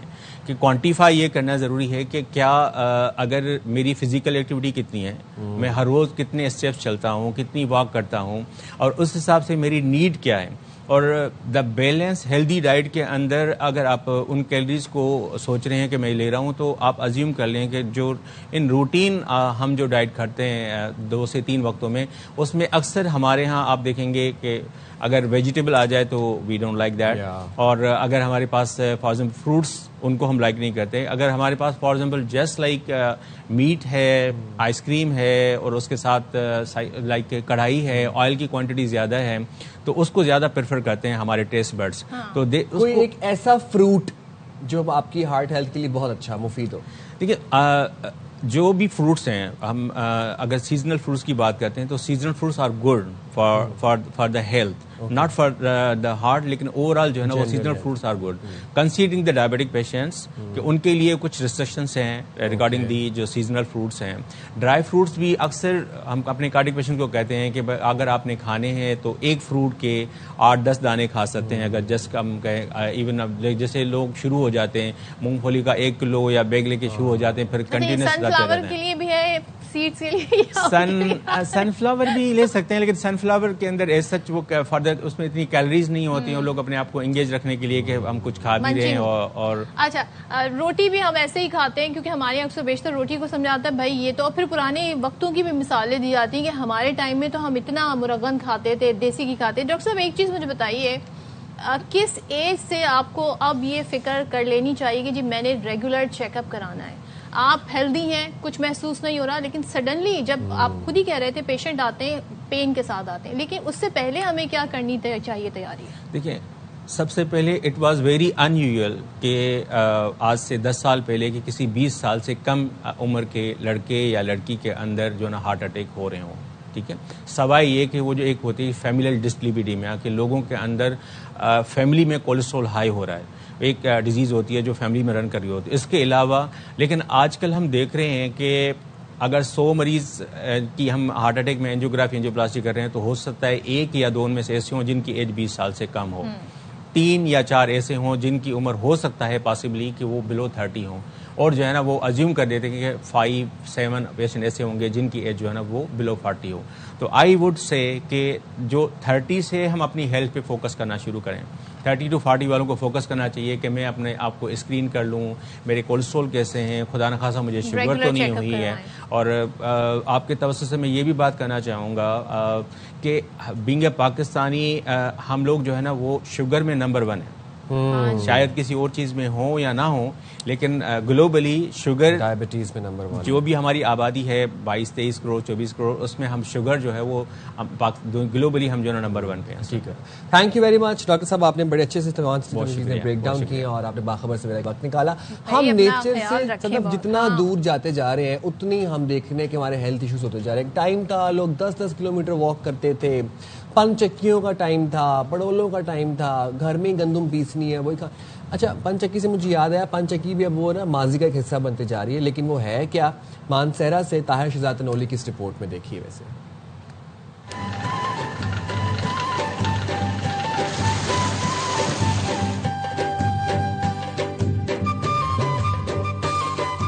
ضلع ضلع مانسہرہ میں آج بھی صدیوں پرانی روایات قائم ہیں. مقامی لوگ پن چکی سے تیار کردہ آٹے کو خالص اور لذیذ قرار دے کر نہ صرف خود استعمال کرتے ہیں بلکہ دوستوں اور عزیز و اقارب کو تحفے میں بھی بیچتے ہیں.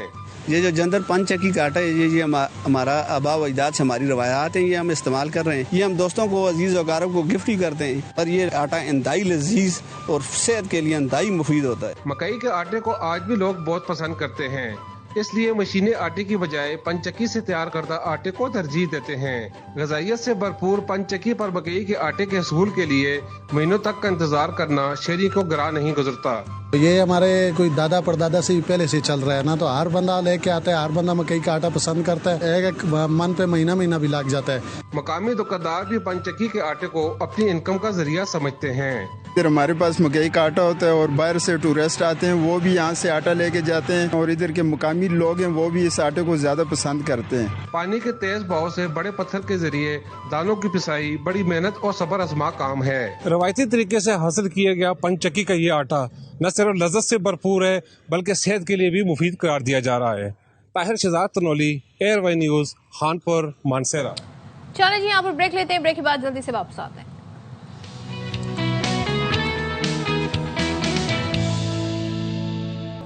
اچھا جی, ذرا بات کر لیتے ہیں اونٹوں کے حوالے سے. اونٹ جن کو صحرائی جہاز بھی کہا جاتا ہے اور چولستان کے اونٹ آپ کو پتہ ہے کہ مشہور ہے. اب چولستان کے اونٹوں میں موذی بیماری پھیل گئی ہے.